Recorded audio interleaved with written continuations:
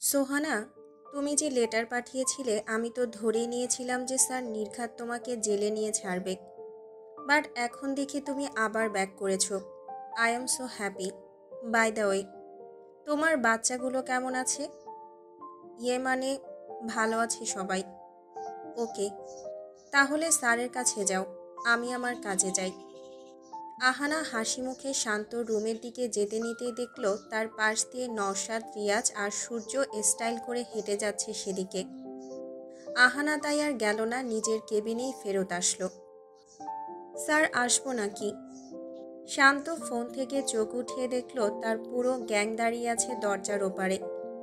শান্ত মুচকি হেসে ফোনটা টেবিলে রেখে দিয়ে বলল, জি স্যাররা, আসেন আসেন।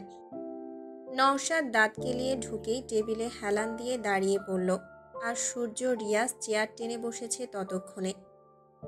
তা কি ভেবে আমাকে স্মরণ করতে মন চাইলো আপনাদের? শুনলাম তুই নাকি ইদানিং আহানার সাথে বেশি সময় কাটাস, তা এত কিছু হলো আর আমরা জানলামই না। সময় কাটানো মানে কি আবার? তোরা তো জানিস ও আমার রিলেটিভ, তো সেই অনুযায়ী তো আমার সাথে ওকে দেখা যাওয়াটাই স্বাভাবিক। জি, অবশ্যই। তবে অতিরিক্ত দেখা যাওয়াটা অস্বাভাবিক, তাই না রিয়াজ? হ্যাঁ, তা তো বটেই। এটা বলতে এসেছিস তোরা? তাহলে শুনে রাখ, আমার আর আহানার মধ্যে ঝগড়া ছাড়া জীবনে কিছুই হয়নি, আর হবেও না। সে যাই হোক, এখন শোন মেইন কথা। জি বলেন দুলা সাহেব। হুম, বিয়ের আগে একটা ব্যাচেলর পার্টি করব, অনলি বয়েজ। তুই রাতে আসবি, এই মাসের 30 তারিখ, রাত 10টা টু যতক্ষণ ইচ্ছা ততক্ষণ। সেটা আসবো, তবে মা আর নিতুর কানে যেন কথাটা না যায়। মা মদ গাঁজা এসব খাওয়া দুই চোখে দেখতে পারে না, আর ব্যাচেলর পার্টিতে এসবই মেন, শুনলে আমার যাওয়া বন্ধ। সেটা জানি, এমনকি আমাদের ফ্যামিলির লোকও জানে না যে আমরা একটা ব্যাচেলর পার্টি থ্রো করছি। That's great. বস তোরা, আমি কফি অর্ডার করছি। তা কর, আরও কথা আছে তোর সাথে। হ্যালো উষা, 4টা কফি আর ন্যাচোস পাঠাও আমার রুমে। Okay sir. নওশাদ শান্ত রুমের পর্দা সরিয়ে বলল, তোর রুমের এই ভিউটা জাস্ট অসাধারণ। আমার অফিসের সামনে ইয়া বড় একটা বিল্ডিং, ভাবছি রুমটা চেঞ্জ করব। নওশাদ, রুম কেমনে চেঞ্জ করবি? তোর অফিসের চারপাশেই তো সব বিল্ডিং। সেটাই, এই জন্য তোর অফিস বানানোর আগে আমি তোকে বারবার করে বলেছিলাম রোড সাইড দেখে বানা। অন্তত মন মেজাজ খারাপ থাকলে নিজের রুমের জানালার পর্দা সরিয়ে মুডটা সুইং হয়ে যাবে নিমিষেই। আমার কথা তো শুনলি না? শান্ত, তোর কথা শুনতাম আমি, বাট বাবা এমন জায়গায় জমি কিনে বসেছিল আমার হাতে কিছুই ছিল না তখন। রিয়াজ বল পয়েন্ট ঘোরাতে ঘোরাতে বলল, ভাই, আমি বেঁচে গেছি। উত্তরায় খোলামেলা জায়গায় ব্যবসা প্রতিষ্ঠান বানিয়ে আরামসে সারাদিন কিউট পরিবেশ উপভোগ করার শান্তি। তোর তো টাকা আর টাকা। সূর্য, টাকা টাকা মানে কি? আমার সব একসাথে করলেও শান্তর সমান হবে না। শান্ত 2 হাতে খরচ করে, আবার আল্লাহ ওরে সেই পরিমাণ দিয়েও দেয়। ওর ব্যবসার জীবনে আমি লোকসানের নামও শুনি নাই। দেখে শুনে ক্লায়েন্ট সিলেক্ট করতে হয়। আমি আমার একটা ক্লায়েন্টকেও ফালা ছাড়া করি না, আমি নিজে গিয়ে মিট করি। এই হলো টিপস, বুঝেছো চান্দুরা? আমাদের এত ধৈর্য নাই রে ভাই। তা সূর্য, তোর খবর কি সেটা বললি না? আমার আর কি, আমিও শান্তর মতন বাবার বিজনেস নিয়ে আছি। এবার বিয়ে করে নে। তা হচ্ছে না নওশাদ, রিয়াজ করুক, তারপর তুই, তারপর শান্ত, সবার শেষে আমি। হে হে, আমি রূপাকে কদিন ঘোরাবো, তারপর বিয়ে করব। আমার দেরি আছে।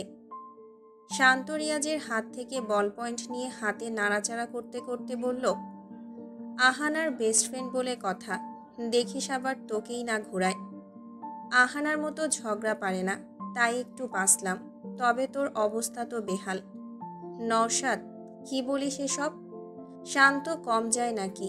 গ্রামীণ মহিলাদের মতন পায়ে পা রেখে ঝগড়া লাগে আহানার সাথে। বাপরে বাপ, একদিন আমি নিজের চোখে ওদের ঝগড়া দেখেছিলাম, তারপর 1.5 মাস পাগল ছিলাম। সূর্য নওশাদের পাশে দাঁড়িয়ে নিচের চলন্ত বাস একটার দিকে চেয়ে বলল, শান্ত বাসর ঘরেও এমন ঝগড়া শুরু করে দেবে আহানার সাথে, সেটা আর বলতে। থামতো তোরা, আহানার সাথে বিয়েই হবে না, আবার বাসরের কথা ভাবিস। দেখা যাবে। স্যার আসবো? হ্যাঁ আসো। উষা ভেতরে এসে একটা লোককে দিয়ে কফি আর ন্যাচোস আনাচ্ছে। এনে এনে টেবিলে রাখছে লোকটা। আহানা গালে হাত দিয়ে পুরো অফিসটা ড্যাব ড্যাব করে দেখছে। পুরো অফিসে একটাই নাম লেখা, আর সেটা হলো শান্তি group of industries. Sir, mister Majnu এসেছে আপনার সাথে মিট করতে। হোয়াট? তুমি আমাকে আগে বলনি কেন? আহানা কোথায়? সোহানা? সে তো তার কেবিনে। মাই গড! মজনু আঙ্কেল যদি আহানাকে দেখে ফেলে তাহলে তুলকালাম বাঁধবে। শান্ত কফির মগ হাত থেকে টেবিলে রেখে দৌড়ে অফিস রুম থেকে চলে গেল। অফিসে ঢুকতেই গেস্টদের বসার একটা সোফা থাকে, সেখানে মিস্টার মজনু বসে তার ফোন দেখছে। তার কিছু দূরেই আহানা কেবিনে গালে হাত দিয়ে পুরো অফিস দেখছে। দুজন দুজনকে দেখেনি এখনো। শান্ত করিডোর পেরিয়ে কর্মচারীদের কেবিনগুলোর সামনে এসে দাঁড়িয়ে দেখল আহানা উপরে ছাদের দিকে চেয়ে আছে, আর দূরেই সোফায় মজনু আঙ্কেল ফোন টিপছে। শান্ত হাঁপ ছেড়ে বেঁচে এগোতে যেতেই আহানা ওকে দেখে ডাক দিল, এই যে, আমাকে যে অফিস রুমে ডেকেছিলেন, কি জন্য? আপনি কি এখনো ফ্রি হন নাই? আহানার কথা শুনে মজনু আঙ্কেল মাথা তুলে সেদিকে তাকালেন। শান্ত কি করবে ভেবে না পেয়ে আহানার কেবিনে ঢুকে ওর মুখ চেপে ধরে ফেলল। ওদিকে মজনু আঙ্কেল সোফা থেকে উঠে এদিকে আসছেন, কারণ উনি শান্তকে দেখেছেন মাত্রই। উনি আজ এখানে এসেছেন শান্তর সাথে মিট করতে। আহানা চোখ বড় করে ইশারা ইঙ্গিতে জিজ্ঞেস করছে শান্ত ওকে এমন করে ধরে আছে কেন। শান্ত ফিসফিস করে বলল, শোনো, আমি যতক্ষণ না বলবো এখান থেকে বের হবে না, ঠিক আছে? কথাটা বলে শান্ত আহানার মুখ থেকে হাত সরিয়ে নিল। কিন্তু কেন? মজনু আঙ্কেল বাহিরে। কি? উনি তোমাকে দেখে ফেললে আমার এতদিনের প্ল্যান ফ্লপ হয়ে যাবে। প্লিজ এখানে লুকিয়ে থাকো, ঠিক আছে? শান্ত, তুমি কোথায়? শান্ত আহানাকে বুঝিয়ে কেবিন থেকে বেরিয়ে বলল, আরে মিস্টার মজনু যে, চলুন চলুন, কতদিন পরে আসলেন। আহানা লুকিয়ে মজনু চাচাকে দেখছে। এই লোকটাকে ছোট থেকেই সে দেখতে পারে না, কারণ উনি সবসময় ওর বাবার সাথে উঁচু গলায় কথা বলতো, বাবার সব কাজে বাধা দেওয়ার চেষ্টা করত। শান্ত মজনু চাচাকে নিয়ে সোফায় এসে বসলো পায়ের উপর পা তুলে। শান্ত, আই নিড ইউর হেল্প। বলুন, কি করে হেল্প করতে পারি? কোথাকার একটা লোক আমাকে নিয়ে কেস করেছে। আমি 7 বছর আগে কান্নাকার সম্পত্তি আত্মসাৎ করেছি তার কারণে। সে ওই সম্পত্তি ব্যাক নেওয়ার জন্য উঠে পড়ে লেগেছে। আমার যতদূর মনে আছে ওই সম্পত্তি আমার মৃত ভাই আয়াতের। সে আমার নামে করে দিয়েছিল। তাহলে এখন কার এত সাহস আমার বিরুদ্ধে কেস করে? যিনি মারা গেছেন তার কোনো ছেলে ছিল নাকি? আরে না, ছিল একটা মেয়ে। সেই মেয়ে এখন কোন চুলোয় গেছে আমার কি? তার এত সাহস হবে না। আর আমি খোঁজ নিয়েছিলাম, তারা সায়দাবাদে থাকে। তাহলে আমার বিরোধিতা কে করছে? ডোন্ট ওয়ারি, আপনি এক কাজ করুন, আপাততর জন্য সেই সব সম্পত্তি অন্য কারোর নামে দিয়ে রাখেন। না হলে বুঝে নিত আপনার একটা নাম আছে সমাজে, স্ট্যাটাস আছে। সেটাই, কিন্তু কাকে দেব তাই তো ভেবে পাচ্ছি না। আমার আপন মানুষ বলতে আমার স্ত্রী আর 2টো ছেলে। ওই ছেলেগুলো আমার শত্রুকেও হার মানাবে। স্ত্রীকে দিলে ঘুরে ফিরে ছেলেদের কাছেই যাবে, তাই ঠিক করে পাচ্ছি না। তার উপর যে কেস করেছে সে উঠে পড়ে লেগেছে, কোর্টে একের পর এক প্রমাণ আনছে। নাম জানেন, চেনেন? আরে না, সেই পড়েছে আরেক বিপদে। আমি নাকি তাকে দেখলে খুন করে ফেলবো, তাই সে আমার সামনে আসবে না। আর পুলিশ হইতে সায় দিয়েছে। তবে নাম শুনলাম শামসুল আলী। চিনি না জানি না কে এই শামসুল আলী। ভাবার বিষয়। তবে যতদূর জানি শামসুল নামের লোকেরা অনেক ডেঞ্জারাস হয়। সেসব বাদ, আমি তোমার কাছে হেল্পের জন্য এলাম। অন্য বিজনেস পার্টনারদের তেমন একটা বিশ্বাস করতে পারি না। তোমাকে পারি, কারণ তুমি 1 মাসে আমার এত উপকার এসেছো, এত আপন হয়ে গেছো। আমার আর আমার স্ত্রীর বিবাহবার্ষিকীতে তুমি কিনা ব্র্যান্ড নিউ কার গিফট করেছিলে। তুমি আমার আপন মানুষ হয়ে গেছো শান্ত।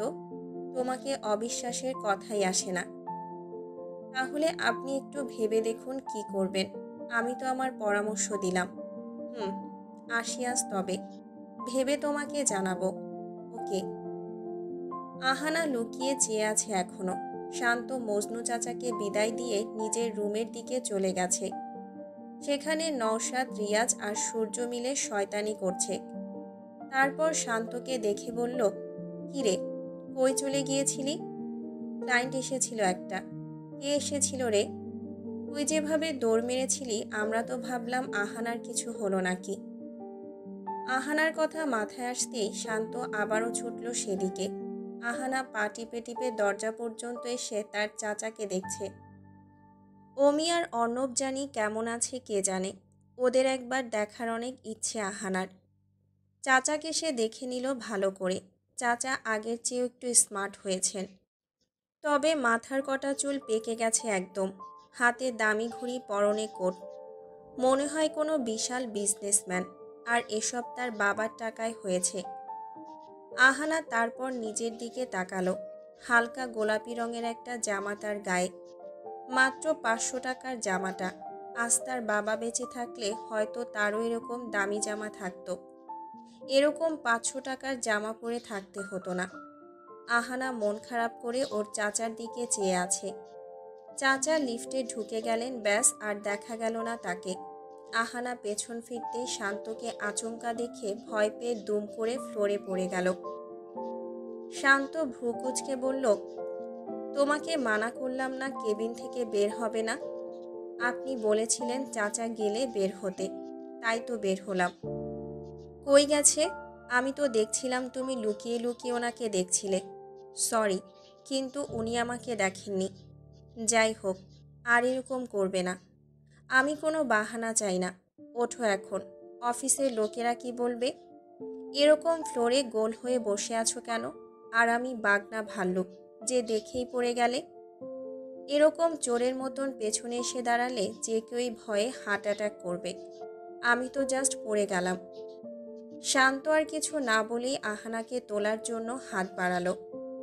আহানা ওর হাত ধরে উঠে আসতেই টাইলসে পিছলিয়ে আবারও পড়ে যেতে নিতেই শান্ত ওকে টেনে ধরে ফেলল। আহানা শান্তর কাঁধে হাত রেখে চুপ করে ওর দিকে চেয়ে আছে। শান্ত ও চুপ নওশাদ আর রিয়াজ, সূর্য মিলে ওদের দুজনের দিকে তীক্ষ্ণ দৃষ্টিতে চেয়ে বলল, চাই না মেয়ে তুমি অন্য কারো হও, পাবে না কেউ তোমাকে, তুমি কারো নও। ওদের গান কানে আসতেই শান্ত আহানাকে ছেড়ে দিল। আহানাও নিচের দিকে তাকিয়ে সোজা তার কেবিনের দিকে দৌড় দিয়েছে। আর শান্ত পকেটে হাত ঢুকিয়ে তার রুমের দিকে চলল। আরে আরে, যাস কই? এত সুন্দর একটা রোমান্টিক সিন দেখালি, সাথে ট্রিটও দিয়ে যা।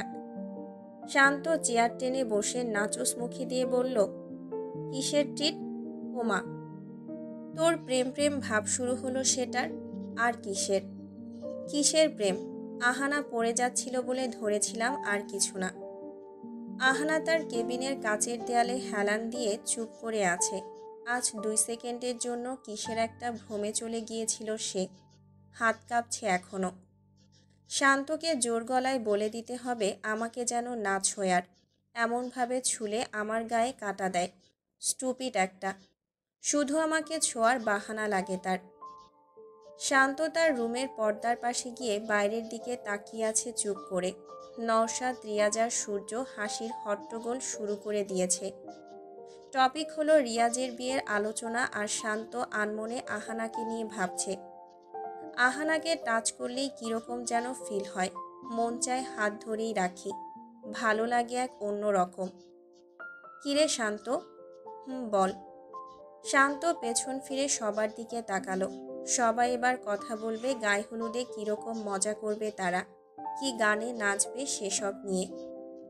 শান্ত চুপিচাপি ল্যাপটপটা অন করে গেমসে ঢুকেছে। কারণ বিয়ে নিয়ে এরকম বোরিং আলোচনা তার ভালো লাগে না। গেমসই ভালো। কী রে, তোরে যে জিজ্ঞেস করতেছি এত করে উত্তর দিচ্ছিস না কেন? হ্যাঁ, কিছু বললি? নওশাদ, শান্ত মনে হয় আমাদের আলোচনা থেকে বেরিয়ে গেমস খেলছে, তাই তোর কথা মনে হয় শুনে নাই। শান্ত, এটা ঠিক করিস নাই। তোর শাস্তি হলো আহানাকে নিয়ে নাচবি স্টেজে। কাজ নাই আর আমার। তোদের কাজ নাই, সকাল থেকে আমার অফিসে কি করিস তোরা? হে, আমরা এত কাজের বাহানা দেখাই না। অফিসের স্টাফদের উপর দায়িত্বভার দিয়ে আমরা চলে এসেছি। তুই তো একা হাতে সব সামলাস। আচ্ছা সোহানা, একটা কথা বলবো? সাপু, বলো। স্যার তোমাকে সবসময় আহানা বলে কেন? আর এত কিছুর পরেও স্যার তোমাকে ব্যাক এনেছে, তোমরা কি পরিচিত? আসলে আমি সেদিন মিথ্যে বলেছিলাম। আমি বিবাহিত নই, আর আমার নাম আহানা। ও আচ্ছা, বাট মিথ্যা বললে কেন? সত্যি বললে তো উনি আমাকে চিনে ফেলতো। স্যার তো এমনিতেও তোমাকে পরে দেখতো। আসলে আমি সেটা জানতাম না, তাই নাম পাল্টে দিয়েছিলাম। আমি ওনার বাবার বন্ধুর মেয়ে। ও মাই গড, সত্যি? হুম, তাই তো বলি, পূর্ব পরিচিত বলেই স্যার তোমাকে সব কাজে ছাড় দেয়। তা না হলে স্যার সামান্য একটা ভুলের কারণেও অনেকের চাকরি খান। আমাকে ভয় পায় তো, তাই। কে কাকে ভয় পায়? আহানা ঢোক গিলে সামনে তাকিয়ে দেখলো শান্ত পকেটে হাত ঢুকিয়ে একটু দূরে দাঁড়িয়ে আছে, কপাল কুঁচকানো তার। আহানা উঠে দাঁড়িয়ে বলল, কিছু না তো। উষা আপু, যাও না। হুম, যাচ্ছি। উষা হালকা হেসে চলে গেল। নওশাদ, রিয়াজ আর সূর্য ওরাও চলে গেছে এতক্ষণে। বাকি রইল শান্ত আর আহানা। আহানা এখনও পুতুলের মতো দাঁড়িয়ে আছে। শান্তিতে বসতেও পারছে না, কারণ একটু সামনেই শান্ত দাঁড়িয়ে থেকে ওর পা থেকে মাথা পর্যন্ত দেখে যাচ্ছে। কি সমস্যা, এরকম তাকিয়ে আছেন কেন? আমার অফিসের স্টাফদের আউটফিট এরকম কেন বুঝি না। তুমি অফিস থেকে টাকা অ্যাডভান্স নিয়ে নতুন জামা কিনে তারপর ওগুলো পরে আসবে। এসব পরে আর আসবে না। আহানা বিড়বিড় করে বলল, মামা বাড়ির আবদার পেয়েছেন, ওই টাকা দিয়ে আমি আমাদের জন্য বড় একটা বাড়ি বানাবো টাকা জমিয়ে জমিয়ে। এখন টাকা খরচ করা যাবে না কোনো মতেই। শান্ত আহানার দিকে তাকাতে তাকাতে আবার চলে গেছে।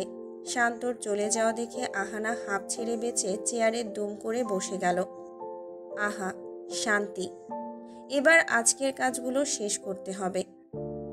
শান্তদের যে বিদেশি শাড়ির আমদানি হবে, সেটা কতগুলো হবে, কার দ্বারা হবে, সেটার হিসাব রাখার দায়িত্ব আহানার। তো সে এখন সেটাই করছে। আবার মাঝে মাঝে ফোনে ক্লায়েন্টদের সাথে ইংরেজিতে কথাও বলতে হচ্ছে। আহানার আজ কাজের চাপ অনেক বেশি, তবে তার একটুও খারাপ লাগছে না, কারণ বোরিং কাজ তার ভাল লাগে না। এরকম পরিশ্রমের কাজই ভালো মনে হয় তার কাছে।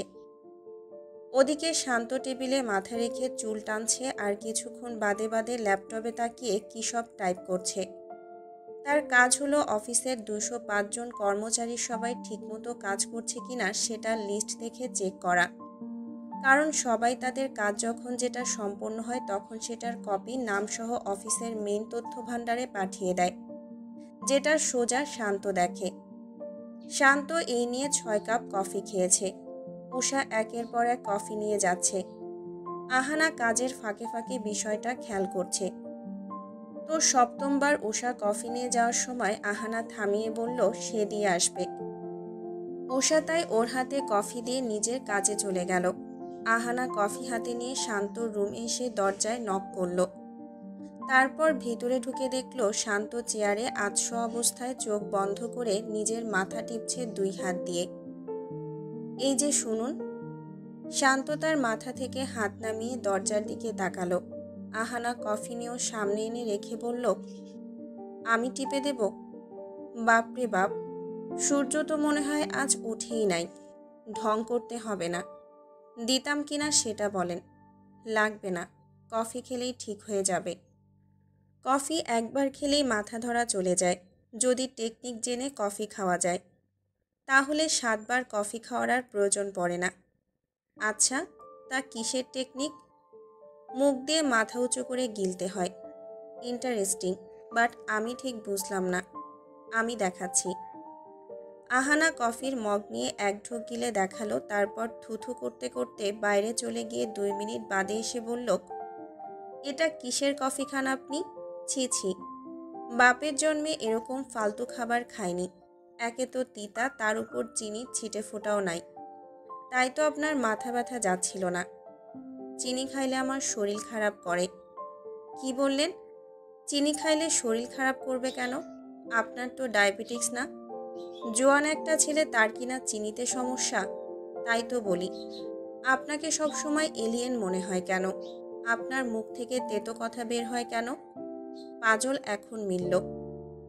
শান্ত চেয়ার থেকে উঠে আহানার চুল টেনে ধরে বলল, তুমি এলিয়েন, তোমার 14 গোষ্ঠী এলিয়েন। যাও আমার রুম থেকে। মাথা ব্যথা আরও বাড়াতে এসেছে। আহানা রুমের বাইরে এসে বোকার মতন তাকিয়ে আছে, আর শান্তর মুখের উপর দরজা লাগিয়ে ভেতরে চলে গেছে। আহানা অফিসের কিচেনে গিয়ে নিজের হাতে এলাচ দারুচিনি দিয়ে দুধ চা বানালো।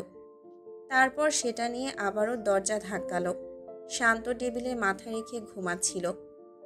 মাথা উঠিয়ে রাগি রাগি লুক নিয়ে দরজার কাছে এসে দরজা খুলতেই দেখল আশেপাশে কেউ নেই। নিচে 1 কাপ চা, তার মধ্যে একটা চিরকুটে লেখা, মাথা ব্যথা কমাতে চাইলে চাটা খেয়ে আমাকে উদ্ধার করুন।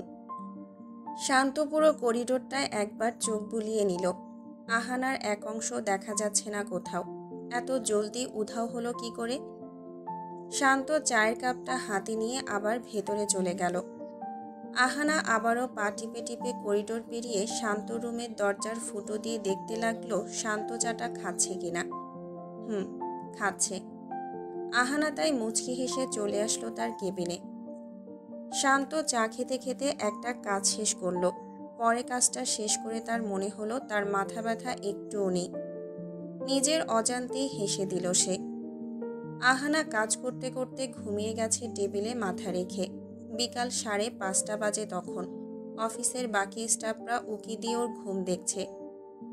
উষা বাদে আর কেউ জানে না যে আহানা শান্তর রিলেটিভ হয়। তো সবাই তো একজন আরেকজনের সাথে বলাবলি করছে যে আজ আহানা শান্তর থেকে বিরাট বড় ঝাড়ি খাবে। সবাই মজা দেখার জন্য ওয়েট করছে। উষা গেছে 3rd ফ্লোরে, সেও নেই। শান্ত তার রুম থেকে বেরিয়ে স্টাফদের কেবিনের সামনে এসে পা রাখতেই যে যার কাজে মন দিয়ে দিল সাথে সাথে। আহানা এখনো ঘুমাচ্ছে। শান্ত সবাইকে দেখার পর এবার আহানার কেবিনের দিকে তাকালো, কিন্তু কিছুই বলল না। এগিয়ে এসে আহানার ঘুমন্ত চেহারাটার দিকে তাকিয়ে রইল সে অনেকক্ষণ ধরে। তারপর বাকি স্টাফদের তাকানো দেখে টেবিলে দুম করে একটা বাড়ি দিল। আহানা হকচকিয়ে উঠে গিয়ে বলল, কি হয়েছে? কে মরেছে? কে বেঁচেছে? শান্ত আর কিছুই না বলে চলে গেল আবার। আহানার এবার হুঁশ আসলো যে সে এতক্ষণ কাজ রেখে ঘুমাচ্ছিল। এদিকে সবাই কনফিউশনে পড়ে গেছে এই ভেবে যে শান্ত আহানাকে ধমক তো দূরে থাক, একটা ঝাড়িও দিল না কেন। 6টা বাজে। এবার শান্তর চলে যাওয়ার পালা। সে ল্যাপটপ ব্যাগে ঢুকিয়ে রুম থেকে বেরিয়ে চলে যেতে নিতেই দেখল আহানা উষার সাথে কথা বলছে এখনো। কি হলো? চলো। কে? আমি? না, তোমার ভূত। আমি রিক্সা নিয়ে যেতে পারবো, আপনি যান। শান্ত হাত মুঠো করে শার্টের হাতা খানিকটা ওঠাতে নিতেই আহানা তার সাইড ব্যাগ হাতে নিতে নিতে বলল, আসছি। আচ্ছা, একটা কথা বলেন তো। কি? আমি আপনার সাথেই কেন বাসায় ফিরব? শোনো, তোমার এসব আজগুবি কথা অফ দাও। সামান্য 1 লাইন বললাম, শুরুতেই মুখে তালা মেরে দিলেন। আজ সারাদিন আমি একা একা কথা বলেছি, আপনার সাথে একটুও ঝগড়া করি নাই। আমার কেমন খিদা খিদা পাচ্ছে। হোয়াট? ঝগড়ার আবার খিদা? তুমি স্বীকার করছো যে তুমি ঝগড়া করো বেশি? না মানে কে বলল? এক হাতে তো আর তালি বাজে না। আপনিও তো ঝগড়া করেন। যাই হোক, দুপুরে কিছু খেয়েছিলে? উষা আপুর সাথে চকবার খেয়েছিলাম। ভালো? ভালো মানে? লাঞ্চে কেউ আইসক্রিম খায়, আপনি কিনা আবার বলছেন ভালো? আমি লাঞ্চে কিছুই খাইনি, তুমিও খাওনি। তাহলে এটা তো ভালোই হলো, তাই না? আমি ভাত খাবো। আপনি কেমন বস? স্টাফরা খেলো কি খেলো না সেটার খোঁজ নেন না? আমার অফিসের স্টাফরা টিফিন নিয়ে আসে, তুমি আনলে না কেন? আর তুমি যদি এটা ভেবে থাকো আমি তোমার প্রতি ওভার প্রোটেক্টেড, তাহলে এটা ভুল ভাবছো। তোমাকে আমি বিয়ে করব না, বুঝেছো? আপনি মানুষ না এলিয়েন। বাসায় গিয়ে খেয়ে নেবে। না, আমি এখনই খাবো। গাড়ি থামান। এখন কি খাবো? আমার মাথা ধরে আছে, না হলে রেস্টুরেন্টে যেতাম। মুড নাই, সো সোজা বাসায় যাচ্ছি। আমি নেমে যাই, আপনি চলে যান। গাড়ি থামান। তুমি সন্ধ্যাবেলায় কি খাবে? টাকা আছে তোমার কাছে? 10 টাকার ঝালমুড়িতে পেট ভরে যাবে। গাড়ি থামান আপনি। আমি না হলে জ্ঞান হারিয়ে ফেলবো আর একটু সময় খালি পেটে থাকলে। উফ। শান্ত গাড়ি থামিয়ে চুপ করে আছে। আহানা মনে মনে ওকে গালি দিতে দিতে কার থেকে নামলো। ভাবলো শান্ত কার থেকে নেমে ওর জন্য ঝালমুড়ি এনে দেবে, কিন্তু তা হলো কই। উল্টো সে এখন ঝালমুড়ি নিতে এসেছে। ঝালমুড়ি কিনে গাল ফুলিয়ে গাড়িতে এসে বসলো আহানা। শান্ত আবারও কার স্টার্ট দিয়ে নিশ্চুপভাবে চালিয়ে যাচ্ছে। আহানা সাউন্ড করে করে ঝালমুড়িটা খাচ্ছে, গাপুস গুপুস।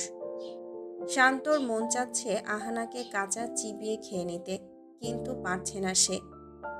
আহানা একটু খেয়ে শান্তর দিকে বাড়িয়ে ধরে বলল, নিন। শান্ত সামনে থাকা ইয়া বড় জ্যামের দিকে চেয়ে বলল, খাবো না। খেতে তো দেই নেই, মরিচ বেছে ফেলে দেন। আমি ঝাল খেতে পারি না। আমার এপাশে অন্ধকার বলে মরিচ খুঁজে পাচ্ছি না। আপনার পাশে একটা বাসের থেকে আলো আসছে, সেই আলোয় দেখে দেখে মরিচ বেছে দিন। শান্ত শার্টের কয়েকটা বোতাম খুলে ঢিলা করে রাগটা সামলিয়ে আহানার দিকে চেয়ে বলল, আমি তোমার কি লাগি ভাইয়া? শান্ত রাগ এবার 10তলা বিল্ডিংয়ের উপরে উঠে গেছে। বড় করে একটা শ্বাস নিয়ে বলল, আর শত্রু। আচ্ছা। শান্ত আহানার হাত থেকে ঝালমুড়ি নিয়ে মরিচ বাজতে লাগলো। কারের ভেতরে লাইট দেওয়ার সিস্টেম আছে, আর তা আহানাও জানে, শান্তও জানে। শান্ত আগে থেকে রেগে আছে, আরও রাগানোর জন্য আহানা ওকে কাজ দিল। শান্ত কারের লাইট অন না করেই চুপচাপ বাসের আলোয় মরিচ বাজছে। তা দেখে আহানা ব্যাপারটা স্বাভাবিকভাবেই নিল, কিন্তু তার ধারণার বাইরে শান্তর মেজাজ ঠিক কতটুকু বিগড়ে আছে। আহানা জানালা দিয়ে বাইরের একটা বিল্ডিংয়ে লাল নীল বাতি দেখছে। শান্ত গুনে গুনে 6 টুকরো মরিচ বাছল ঝালমুড়ি থেকে। তারপর মরিচের টুকরোগুলো ঝালমুড়ির উপরে সুন্দর মতন লেপে রাখল, যাতে প্রথমবার নিলেই সব মরিচ উঠে আসে। শান্ত দাঁত কেলিয়ে আহানার দিকে চেয়ে রইল কিছুক্ষণ। আহানা দূরের বাতিগুলো দেখতে দেখতে বলল, হলো? এত সময় লাগান কেন? হলো। আহানা শান্তর দিকে ফিরে ওর হাত থেকে ঝালমুড়ি নিয়ে চিমটি কেটে ঝালমুড়ি নিয়ে মুখে দিয়ে একবার চিবালো। তারপরেই সে টের পেল এটাই সব মরিচ পড়েছে। চোখ বড় করে ঝালমুড়ির দিকে না তাকিয়ে আহানা সোজা শান্তর দিকে তাকালো। শান্ত স্বাভাবিকভাবেই জ্যামের দিকে তাকাচ্ছে, আবার মাঝে মাঝে হাতের ঘড়ির দিকেও তাকাচ্ছে। আহানা ওড়না দিয়ে নাক চোখ মুছতে মুছতে ঝালমুড়িটা জানালা দিয়ে ফেলে দিল রাগ করে। বাচ্চাদের মতো কেঁদেই যাচ্ছে সে। শান্ত হাসি থামিয়ে কারের ডেস্ক থেকে এক বোতল পানি নিয়ে এগিয়ে ধরল আহানার দিকে।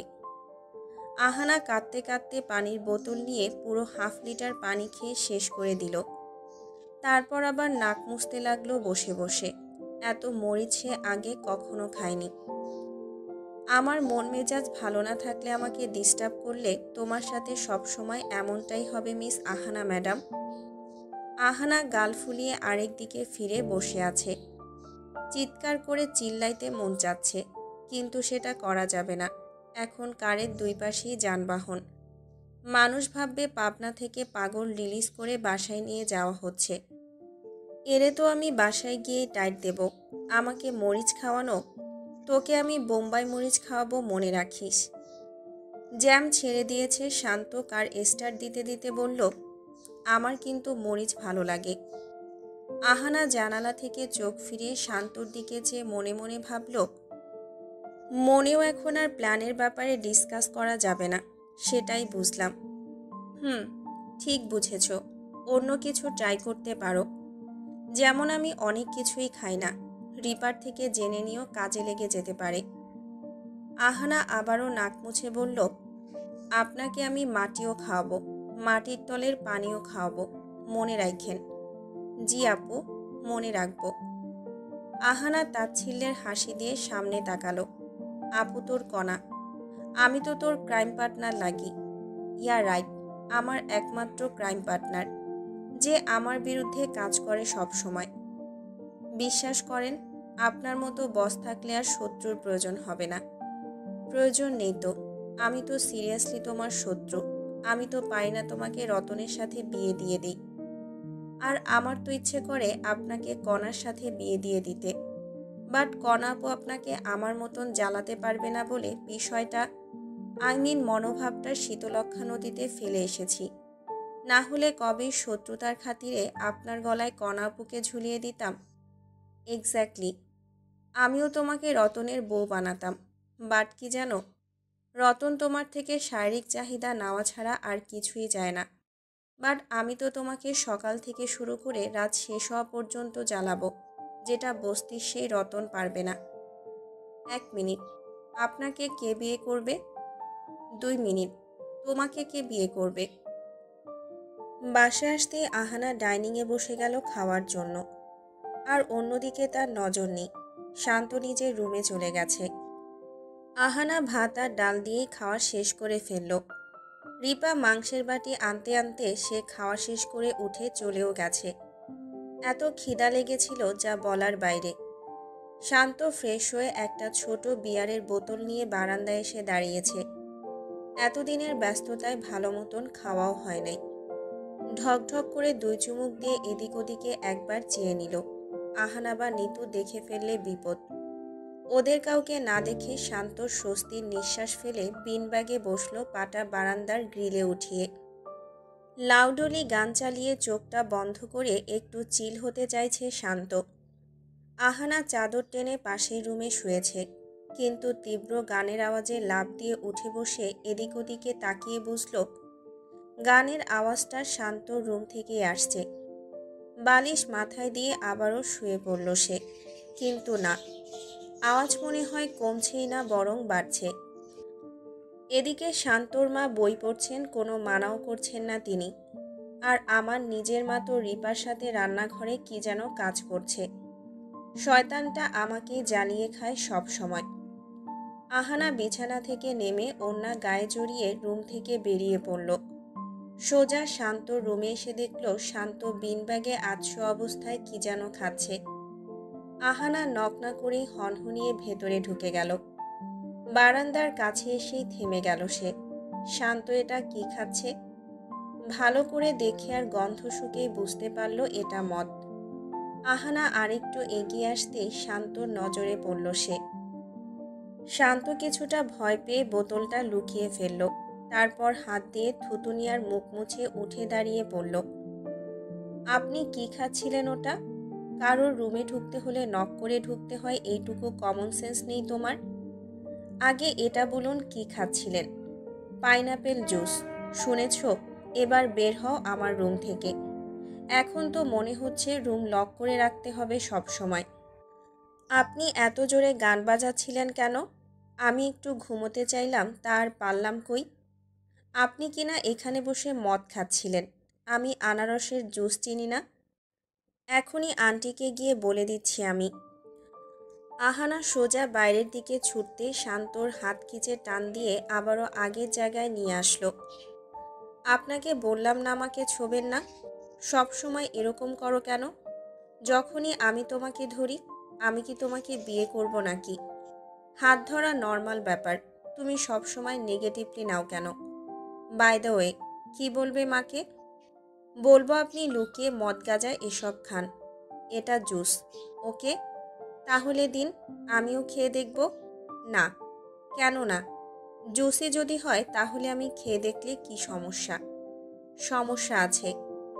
আসলে আমি মুখ লাগিয়ে খেয়েছি, আমার থুতু ভেতরে চলে গেছে। তুমি সেটা খাবে? ইয়াক, জীবনেও খাবো না।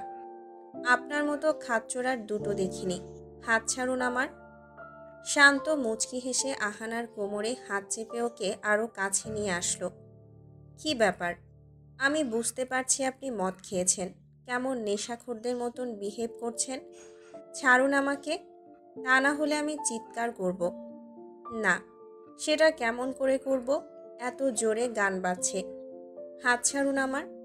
শান্ত দাঁত কিলিয়ে বলল, আমার মুখ লাগানো বোতলটা থেকে জুস খাবে? ইস, জীবনেও না। খবিস, ছাড়ুন বলছি। আহানা অনেক কষ্টে নিজেকে ছাড়িয়ে রুম থেকে বেরিয়ে নিজের রুমে এসে দরজা লাগালো। হাঁপাতে হাঁপাতে টেবিলের উপর থেকে পানি নিয়ে খেয়ে বিছানায় পা তুলে বসে পড়ল। শান্তর মতন ডেঞ্জারাস ছেলে আর দুটো দেখেনি সে। একসময় এক এক রূপ ধারণ করে লোকটা, কখনো গুন্ডা তো কখনো দাদাগিরি, কখনো বলদ। শান্ত বিয়ারের বোতলটা শেষ করে লুকিয়ে ফেলে মাউথওয়াশ নিয়ে কুলি করতে চলে গেছে ওয়াশরুমে। আহানা লুকিয়ে এতক্ষণ শান্তর গতিবিধির উপর কড়া নজর রাখছিল। ওর নামে বিরাট বড় একটা বিচার সে শান্তি আন্টিকে দেবে, তাই তার জন্য প্রমাণ লাগবে। এরকম লুকিয়ে খাচ্ছিল, তার মানে নিশ্চয়ই আন্টি জানলে কেলাবে। হি হি। বাবু, তোমাকে আমি কেলানি খাওয়াবো। তোমার একটা মাত্র শত্রু আমি। আহানা পা টিপে টিপে শান্তর রুমে ঢুকলো। শান্ত এখন ওয়াশরুমে। আহানা পুরো রুমে তন্ন তন্ন করে খুঁজেও একটা বোতল পেল না। কোন সিন্ধুকে লুকিয়েছে কচু পাচ্ছিই না। ধুর। আচ্ছা, গন্ধ শুকে তো খোঁজা যায়। আহানা ফ্লোরে শুয়ে শুয়ে গন্ধটা ধরে ধরে বোতল পর্যন্ত পৌঁছে গেল। একেবারে আলমারির উপরে রেখেছে। এত বড় আলমারি, আমি তো নাগাল পাবো না। কি করব এখন? এদিকে শয়তানটার বের হওয়ারও সময় হয়ে গেছে। আমি বরং গভীর রাতে আসবো, এখন যাই। আহানা পালালো সেখান থেকে। রাত 1:08। আহানা কোমরে ওড়না বেঁধে তার রুম থেকে বেরিয়েছে। মা গভীর নিদ্রায়। নিতেও ঘুমাচ্ছে, শান্তি আন্টিও ঘুমাচ্ছেন তার রুমে। রাস্তা ফাঁকা, মানে করিডোর ফাঁকা। আহানা এবার শান্ত রুমের কাছে এসে আল্লাহর নাম নিয়ে দরজায় টোকা দিল। কারণ শান্ত বেশিরভাগ সময় দরজা আটকে রাখে। তো ভাগ্যবশত দরজাটা খোলাই ছিল। আহানা তো আল্লাহকে থ্যাংক ইউ দিয়ে ভেতরে ঢুকলো। মাটির তলের গুহাকেও হার মানাবে এই রুমের অন্ধকারের পরিমাণ। গায়ে কিছুক্ষণ বাদে বাদে ঠান্ডা হাওয়া এসে লাগছে। এসির হাওয়া। এই হাওয়া গায়ে এমন কাটা দেয়, মনে হয় এই বুঝি ধরা পড়ে গেলাম। শীতের পরিমাণ বেড়ে গেছে। ও মা গো! আহানা অন্ধকারে কিছুই দেখছে না। আসলে সে ঠিক কোন দিকে যাচ্ছে এখন? একটু বাতির আলোও নেই। এমন জানলে টর্চ নিয়ে আসতো সাথে করে। নিচে বসে ফ্লোর ধরে ধরে সে আলমারির দিকে না গিয়ে সোজা বেডের দিকে গেল। বেড ধরে বুঝলো এটা বেড, তাই ওদিকে ঘুরে যেতে নিতেই দাম করে একটা হাত এসে আহানার ঘাড়ের উপর পড়ল। শান্ত ঘুমের ঘোরে হাত নাড়াতেই সেটা আহানার গায়ে গিয়ে পড়েছে। আহানা তো ভয় মনে হয় মরেই যাবে। ভাবছে শান্ত বুঝি জেগে গেছে, কিন্তু না, জাগেনি। শান্তির একটা নিঃশ্বাস ফেলে সে কিছু দূর এগোতে নিতেও পারল না। কারণ শান্ত আহানার ঘাড়ের উপরে জামার হাতাটা মুঠো করে ধরে রেখেছে। আহানা এবার কি করবে? ঘুমের ঘোরে শান্ত এত শক্ত করে আহানার জামা ধরেছে, মনে হয় চোর ধরেছে। আহানা কাঁপা কাঁপা হাতটা উপরে উঠিয়ে শান্তর হাতটা ধরল। তারপর আস্তে আস্তে সেটা ঘাট থেকে সরালো। তারপর কপালের ঘাম মুছে আবারও একটু এগুতেই কেউ একজন ওর গলার সামনে দিয়ে হাত নিয়ে চেপে ধরে পেছন দিকে এক টান দিয়ে নিয়ে গেল। আহানা চিৎকার করা ধরতে শান্ত তার আরেক হাত দিয়ে আহানার মুখও চেপে ধরল। আহানা চুপ হতেই ল্যাম্পশেডটা অন করল সে। আহানা ভয়ে কাঁপতে কাঁপতে সামনের আয়নার দিকে তাকালো। আয়নায় স্পষ্ট শান্তকে দেখতে পাচ্ছে। শান্ত জেগে গিয়ে আহানাকে ভালো করে ধরেছে, যাকে বলে হাতে নাতে ধরা। আহানা কাঁপতে কাঁপতে বলল, আসলে ঘুমের ঘোরে হাঁটতে হাঁটতে এদিকে চলে আসলাম, এই আর কি, অন্য কিছু না, সত্যি বলছি। শান্ত আহানাকে ঘুরিয়ে নিজের দিকে ফিরালো। আহানা এত এত ভয় পেয়েছে, মনে হয় এখনই কেঁদে দেবে। শান্ত সবেমাত্র ঘুমিয়েছিল আর আহানা কিনা এই কাণ্ড করল। তুমি ঘুমের ঘোরে হাঁটছিলে? হুম, সত্যি। তাহলে ওড়না এমন করে বেঁধেছ কেন? মনে হচ্ছে কোনো যুদ্ধে যাচ্ছ। ইয়ে, আমি স্বপ্ন দেখছিলাম যে আমি বাহুবলীর যুদ্ধে আছি, তাই বাদলাম মনে হয়। আচ্ছা, তো হামাগুড়ি দিয়ে আমার বিছানার পাশ দিয়ে কই যাচ্ছিলে? আর আমার হাতই বা ধরলে কেন? আরে, আপনি আমার ঘাড়ের উপর জামা টেনে ধরেছিলেন, ওদিকে যেতে আমার সমস্যা হচ্ছিল তাই। ইস, কি বলে ফেললাম। আচ্ছা, তাই? ওদিকে যেতে খুব ইচ্ছে হচ্ছিল বুঝি? তা কি করে বুঝলে? তুমি তো ঘুমের ঘরে ছিলে, তাই না? না মানে, হাত ছাড়ুন, আমি যাই ঘুমোতে। না না, তা হচ্ছে না। চোরের মতো আমার রুমে তুমি এত রাতে কি করতে এসেছিলে তার সম্পূর্ণ তথ্য তো আমাকে বের করতে হবে। বললাম তো ঘুমের ঘরে এসেছিলাম। তোমাকে আমি হাড়ে হাড়ে চিনি। কি কুবুদ্ধি নিয়ে এসেছো বলো, না হলে আজ রাত তোমাকে আমার রুমেই কাটাতে হবে। শান্ত আহানার হাত ছেড়ে নিজের রুমের দরজা লক করে আসলো। তারপর দেয়ালে হেলান দিয়ে বলল, বলো। আহানা টেবিলের উপর থেকে পানি নিয়ে খেয়ে ধপ করে বিছানায় বসে গেল। ওড়না দিয়ে গলার আর কপালের ঘাম মুছে বলল, আমি সত্যিই ঘুমের ঘরে এসেছিলাম। শান্ত এক ধমক দিয়ে বলল, চুপ, অনেক মিথ্যা হয়েছে। তোমার যে ঘুমের ঘরে হাঁটার রোগ নেই তা জানা আছে আমার। খালি খালি মিছা বলে লাভ নেই, বুঝেছ?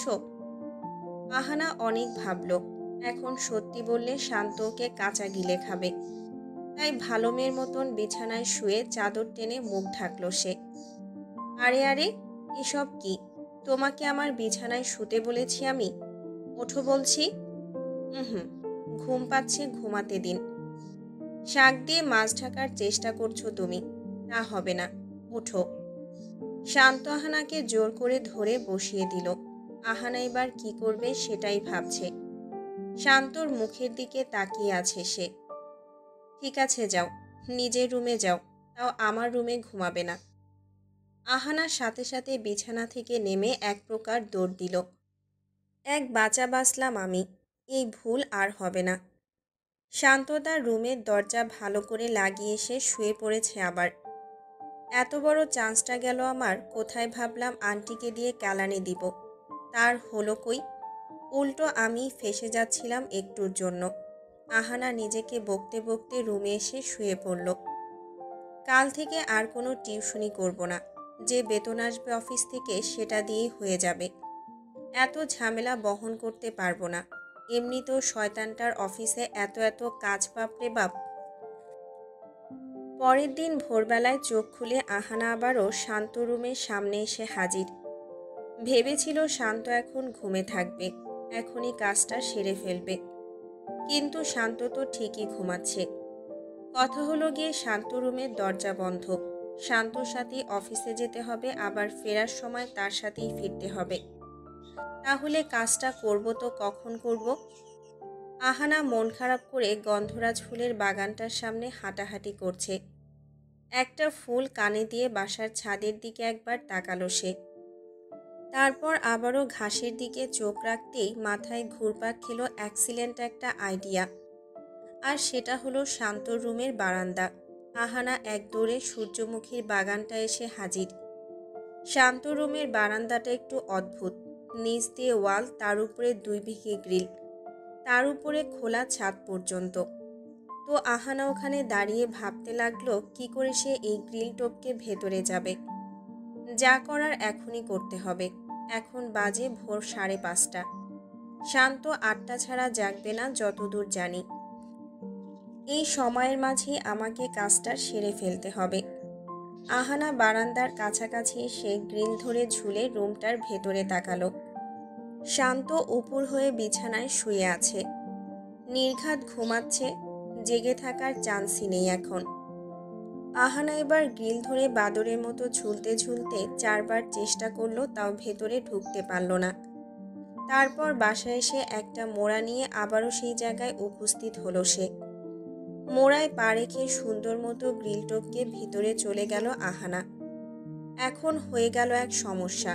গ্রিলগুলো যে প্রান্তে শেষ হয়েছে ঠিক সেই প্রান্তে একটা অ্যারো আকৃতির মশাল বানানো লোহার। আহানার ওড়না সেটাতে গেঁথে গেছে ভালো মতন। আহানা বারান্দায় নেমে সামনে যাওয়ার জন্য পা বাড়াতেই ওড়নার টান খেয়ে দুম করে নিচে পড়ে গেল। তারপর পেছনে তাকিয়ে দেখল ওড়না আটকে আছে। ওড়না অনেক টেনেও খুলতে না পেরে ওড়না ছাড়াই হাঁটা ধরল সে। এবার হলো দ্বিতীয় বিপদ, আর সেটা হলো শান্ত বিছানায় নেই। আল্লাহ গো, আমার এখন কি হবে? ওয়াশরুমের আলো জ্বলছে, তার মানে শান্ত সেখানে। আহানা কি করবে, কোথায় যাবে ভেবে না পেয়ে বারান্দার দিকে দৌড় দিল ফের। দাঁড়াও। আহানা ঢোক গিলে দাঁড়িয়ে পড়ল আর পেছনে তাকালো না। আল্লাহর নাম নিয়ে এক দৌড় মেরে দিল। গ্রিলে পা রেখে নিচে লাফ দিতে নিতেই শান্ত দৌড়ে এসে ওর কোমর জড়িয়ে ধরে ভেতরে নিয়ে আসলো। পালাও কই, আমি তোমাকে এমনি এমনি যেতে দেব? শান্ত আহানাকে ফ্লোরে বসিয়ে দিল। আহানা চোরের মতো মুখ করে হাত নিয়ে গ্রিলে আটকে থাকা তার ওড়নাটা ছোটাচ্ছে।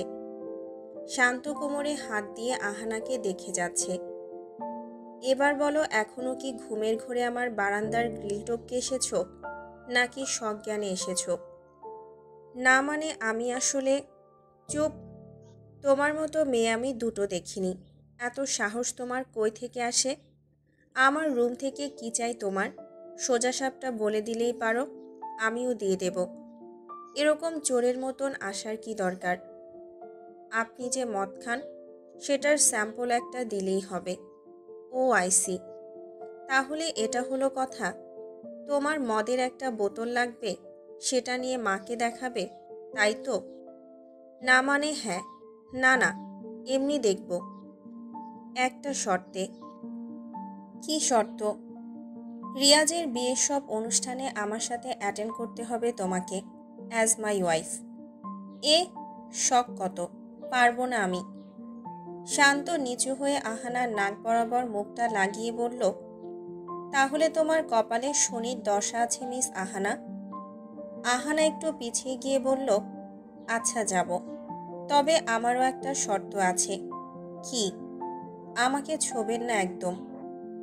সেটাতে ওকে বলতে হলে এখন এই মুহূর্তে তোমাকে আমি মদের বোতলের স্যাম্পলটা দেব না। ভেবে উত্তর দাও। আহানা মুখ বাঁকিয়ে 3 মিনিট ধরে ভাবল, তারপর বলল, ঠিক আছে, ওকে, তাহলে আর তোমাকে ছোবো না। এখন সরুন, আমি আমার ওড়না নেব। শান্ত গাল ভিটকিয়ে রুমের দিকে চলে গেল। আহানা ওড়না ছুটিয়ে আবারও গ্রিল টপকে নামছে। এই, তোমার কি মিনিমাম কমন সেন্সও নাই? আমার সাথে তোমার কথা দুয়ে দুয়ে এক হয়ে গেছে, তাহলে এর পরেও তুমি চোরের মতন গ্রিল টপকে যাচ্ছ কেন? ও হ্যাঁ, তাই তো। আহানা মাথা চুলকাতে চুলকাতে সোজা দরজা দিয়ে বেরিয়ে চলে গেছে। শান্ত বিছানায় হেলান দিয়ে বসে টিভি অন করল। দারুণ একটা শো দেখাচ্ছে। শোটার নাম হলো আজকের সকাল। ঢাকার বিভিন্ন জায়গা লাইভ দেখাচ্ছে। শান্ত হাতে চিপসের প্যাকেট নিয়ে খেতে খেতে শোটা দেখছে। আহানা টেবিল থেকে আপেল একটা নিয়ে সোফায় বসে টিভি অন করে বসে কার্টুন দেখছে আরামসে। আর 2-3 দিন বাদেই রিয়াজের বিয়ের সব কাজ শুরু। প্রথমে গায়ে হলুদটাকে ইম্পর্ট্যান্স দিচ্ছে শান্ত, নওশাদ আর সূর্য। কাল ব্যাচেলর পার্টি। শান্ত এই সকালবেলায় সময় পেয়েছে বলে আলমারি খুলে কাল কি পড়ে যাবে সেটা দেখছে। আহানা সোফায় ঘুমিয়ে গেছে টিভি দেখতে দেখতে। সকাল 6টা বাজে তখন। হঠাৎ ল্যান্ডলাইনের ফোনটা বেজে উঠল। আহানা ভয় পেয়ে জেগে গিয়ে এদিক ওদিক তাকালো। কেউ নেই, তার মানে ফোনটা তাকেই ধরতে হবে। হ্যালো, কে?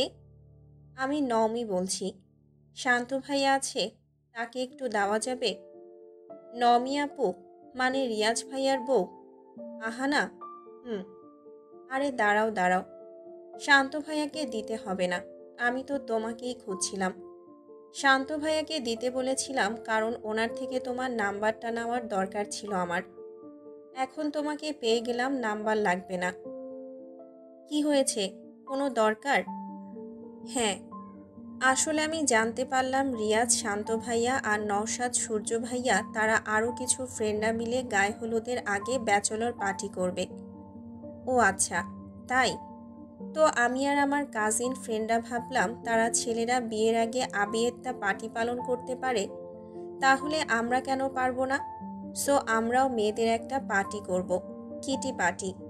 তুমিও আসবে। তোমাকে ডাকার জন্যই ফোন করলাম। আমি কিন্তু আরে কোনো কিন্তু নয়, তুমি আমার ভালো ফ্রেন্ড হয়ে গেছো। তার উপর শান্ত ভাইয়ার হবু ওয়াইফ, তোমাকে তো আলাদা করে গুরুত্ব দিতে হয়। সুইমিং প্লাজায় চলে এসো কাল সন্ধ্যা 6টায়। আহানা আর কিছু বলার সুযোগই পেল না, কারণ নমি লাইন কেটে দিয়েছে। আহানা বোকার মতো বসে আছে। পার্টিতে যেতে কোনো সমস্যা নেই, কিন্তু কথা হলো যদি কণাও আসে, সে তো নির্ঘাত আসবে, আর আমাকে একা পেলে মাথা চিবিয়ে খাবে। উফ, কি করে বাঁচবো এখন? আহানা ভাবতে ভাবতে রান্নাঘরে গেল চা বানাতে। মাথাটা ধরেছে। চা খেলে ঠিক হবে। এখন সকাল 6টা 17 বাজে। আহানা কি পরে যাবে ভাবতে ভাবতেই চা বানাচ্ছে। শান্ত ঠিক করলো সে কাল ব্রাউন কালারের জ্যাকেট, ভেতরে কালো টি শার্ট পরে যাবে, সাথে ডিপ ব্ল্যাক জিন্স। পারফেক্ট। সেগুলো এক সাইড করে রেখে শান্ত রান্নাঘরের দিকে চলল কফি বানাতে। আহানা চা বানিয়ে পেছন ফিরতে শান্তর সাথে এক ধাক্কা খেল। চোখ কোথায় রেখে হাঁটেন আপনি? তুমি দেখে হাঁটতে পারো না? সব সময় আমার দোষ দেয় এই মেয়ে। সরুন তো, আমার জন্য কফি বানিয়ে দাও। মগের মূল্য পেয়েছেন আপনি? শান্ত আহানার হাত ধরে চায়ের কাপটা নিয়ে নিল ছো মেরে। এটা কি ধরনের অসভ্যতা? দিন, আমার চায়ের কাপ দিন। আগে কফি বানিয়ে দাও। আহানা শান্তকে গালি দিতে দিতে পানি গরম করতে চুলায় বসিয়ে শান্তর হাত থেকে চায়ের কাপটা নিয়ে চলে গেল। সকালের নাস্তা সেরে সেই দুজন মিলে একসাথে অফিসে ফিরেছে। আহানা ঠিক করলো সে শাড়ি পরে যাবে, যেহেতু তার ভালো কোনো জামা নাই। তো শাড়ি একটা আছে তার কাছে, যেটা শান্তর মা ওকে দিয়েছিল কিছুদিন আগে। খয়েরি রঙের সেই শাড়িটা। আজ কাজের এত চাপ যে অফিসের শান্ত আহানার তেমন একটা দেখাই হয়নি। একেবারে সন্ধ্যাবেলায় বাসার ফেরার সময় দেখা হয়েছে। পরের দিন সকাল সকাল শান্ত আর আহানা দুজন মিলে রেডি হয়ে নিল একেবারে অফিস থেকে পার্টিতে যাবে এই ভেবে। রুম থেকে বেরিয়ে দুজন দুজনকে দেখে তো রীতিমতো অবাক। শান্ত অফিস কোট না পরে পরে আছে জ্যাকেট জিন্স, আর আহানা থ্রি পিস না পরে পরে আছে শাড়ি। তুমি এরকম সেজেছ কেন? আপনি এরকম সেজেছেন কেন? সেটা তোমার জানার বিষয় না। আগে বলো তুমি শাড়ি পরেছ কেন? আপনাকে কেন বলবো আমি? শান্ত আর কিছু না বলে কারের দিকে হাঁটা ধরেছে। আহানার সাথে ঝগড়া করার মুড তার নেই। সন্ধ্যায় একটু চিল করবে সবাই মিলে। আর এখন এই মেয়েটার সাথে ঝগড়া করে সন্ধ্যার পার্টিটায় মুড খারাপ করতে চায় না শান্ত। আহানার মনে পড়ল নমি আপু বলেছিল যে আজ শান্ত আর রিয়াজ ভাইয়ারা মিলে ব্যাচেলর পার্টি করবে। হয়তো তাই শান্ত এমন তৈরি হয়ে নিয়েছে আগে থেকে। অফিসে এসে আহানা নমিকে ফোন করলো একবার। সেদিন নমির থেকে মনে করে নাম্বারটা নিয়ে নিয়েছিল। নমি জানালো আজ সন্ধ্যা 6টায় আসতে। আহানা ফোনটা রেখে নিজের কাজে মন দিয়েছে। শান্ত নিজের রুমে এসে নওশাদকে ফোন করলো। তারা বলল তারা আজ শান্তর অফিস ছুটি হলে ওকে নিয়ে একসাথে পার্টিতে যাবে। শান্ত তাই অফিস রুম থেকে বেরিয়ে আহানার কাছে এসে বলল আহানা যেন আজ অফিসের কারে করে বাসায় ফেরে, কারণ সে আজ এখান থেকে একটা কাজে যাবে। কি কাজে যাবে সেটা আর বলল না। আহানা মাথা নাড়ল। তারপর মনে মনে অনেক খুশি হলো এই ভেবে যে শান্তকে কৈফিয়ত দিতে হবে না সে সন্ধ্যাবেলায় কই যাবে। এখন আর শান্ত জানবেও না। আহা, কি মজা! সন্ধ্যা হয়ে গেছে। আহানা চোরের মতন তাকিয়ে আছে শান্তর অফিস রুমের দিকে। উফ, কখন যাবে? ধুর, আমার তো দেরি হয়ে যাচ্ছে। শান্ত জ্যাকেটের চেন খুলে আহানার কেবিনের সামনে দিয়ে চলে গেল। আহানার সাথে সাথে ব্যাগ নিয়ে বেরিয়ে পড়েছে। শান্ত চলে গেছে একদিকে আর আহানা আরেক দিকে। ইয়া বড় এক শপিং মল। এই শপিং মলটার ছাদে কিটি পার্টি হবে। আহানা চুলগুলো ছেড়ে দিয়ে মুখটা হাত দিয়ে মুছে ভেতরে গেল শপিং মলটার। তারপর লিফটে ঢুকে মুখে হাসি ফুটালো সে। সারাদিনের কর্মব্যস্ততা থেকে বেরিয়ে এখন একটু রিল্যাক্স করা যাবে। ছাদে এসে আহানা তো রীতিমতো অবাক। বিরাট আয়োজন এখানে, যাকে বলে এলাহি কাণ্ড। সবাই এখানে ওয়েস্টার্ন ড্রেস পরে এসেছে। আহানা এটা দেখে মন খারাপ করল। তার একটা ভালো জামা থাকলে সেটা পরে আসতে পারত। জামা না থাকায় এরকম একটা পার্টিতে শাড়ি পরে আসতে হয়েছে। আরে আহানা যে, আসো আসো। আহানা মুচকি হেসে নওমির কাছে গিয়ে দাঁড়ালো। নওমি হলুদ রঙের একটা ওয়েস্টার্ন ড্রেস পরে আছে। সাথে কণা এসে দাঁড়াতে আহানার মনে হয় কলিজায় কেউ খোঁচা দিয়েছে। ভয়ে আহানার গলা শুকিয়ে গেছে। নওমি সবাইকে নিয়ে গোল হয়ে চেয়ার নিয়ে বসল। তারপর বলল, শোনো সবাই, আমাদের সবার উঠবি অথবা বিএফরা ব্যাচেলর পার্টিতে। সো আমি আর কণা মিলে ঠিক করেছি আমরা তাদের ব্যাচেলর পার্টিতে গিয়ে তাদের বড় সারপ্রাইজ দেব। আহানা চোখ বড় করে চেয়ার থেকে উঠে দাঁড়িয়ে বলল, কি ব্যাপার আহানা, খুশি হও নাই? সেখানে তো শান্তও আছে। না, আমি বাসায় যাব, বাই। নওমি দৌড়ে এসে আহানাকে আটকালো। আহানা, কোথায় যাও? এটা কিন্তু ঠিক না। তুমি বলেছিলে আমাদের সাথে পার্টিতে জয়েন হবে। তাহলে এই পার্টি আর ওই পার্টিতে কি সমস্যা? বরং আরও মজা হবে সেখানে। কণা হেসে হেসে বলল, নাকি তোমার হাজবেন্ডের কাছে যেতে লজ্জা করে? আহানা চুপ করে আছে। তারপর কণার কথার চাপে হ্যাঁ বলে দিল সে। সবার সাথে শান্তদের পার্টিতে এসে হাজির হলো অবশেষে। শান্ত মদ এই নিয়ে 5 গ্লাস খেয়েছে। কাজু বাদাম মুখে নিয়ে নওশাদের সাথে হাসাহাসি করছে সে।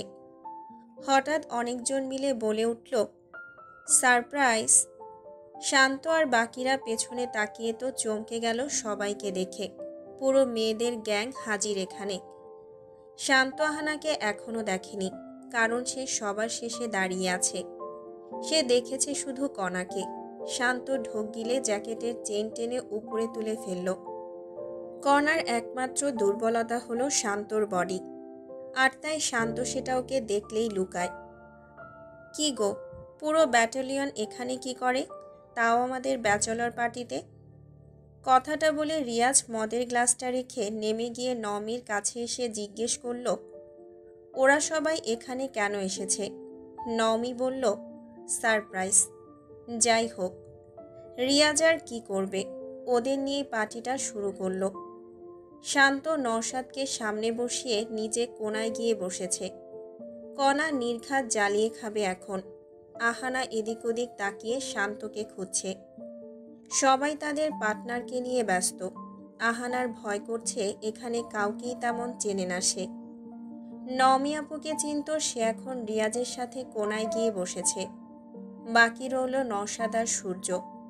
ওদের খুঁজে পেলে নিশ্চয়ই শান্তকেও পাওয়া যাবে।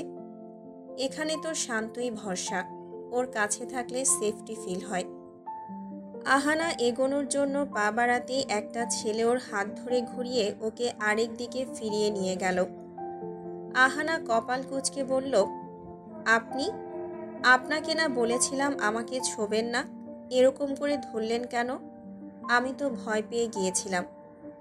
ছেলেটার মুখে পাটি মাস্ক থাকায় আর ঠোঁটটা একদম শান্তর মতো হওয়ায় আহানা ভাবল ছেলেটা শান্ত। কিন্তু শান্ত তো কণার ভয়ে নওশাদের পাশে লুকিয়ে অরেঞ্জ জুস খাচ্ছে, আবার হাতিয়ে টেবিলের উপর থেকে চিপস নিয়ে খাচ্ছে মাঝে মাঝে। কণা পাগলের মতো শান্তকে খুঁজছে। অবশেষে সে শান্তকে পেয়েও গেল। শান্ত! উফ, কার মুখ দেখে যে আজ উঠেছিলাম। কণা শান্তর পাশে এসে বসে পড়েছে। তারপর শান্তর ঠোঁট আর গলার দিকে তাকিয়ে মুচকি হেসে বলল, দিন দিন এত কিউট কেন হচ্ছ শান্ত? আমি যে পাগল হয়ে যাব। রিয়াজ নওশাদের কানে ফিসফিসিয়ে বলল, এখন মনে হয় পাগল নয়, এখন তো পুরো পাগল। তাহলে আর কত পাগল হবে? সূর্য আর নওশাদ ফিক করে হেসে দিল রিয়াজের কথায়। নওমি ওদের দিকে চোখ রাঙিয়ে বলল, মজা করা অফ দাও আমার বেস্টিকে নিয়ে, কত মানায় ওদের। আমি তো ভেবেছিলাম ওদের বিয়েতে অনেক মজা করব, কিন্তু শান্ত ভাইয়া কিনা আহানার সাথে এঙ্গেজমেন্ট করে নিল। সব স্বপ্ন মাটি। আরে, আমি তো ভুলেই গিয়েছিলাম, আহানাও তো এসেছে আমাদের সাথে।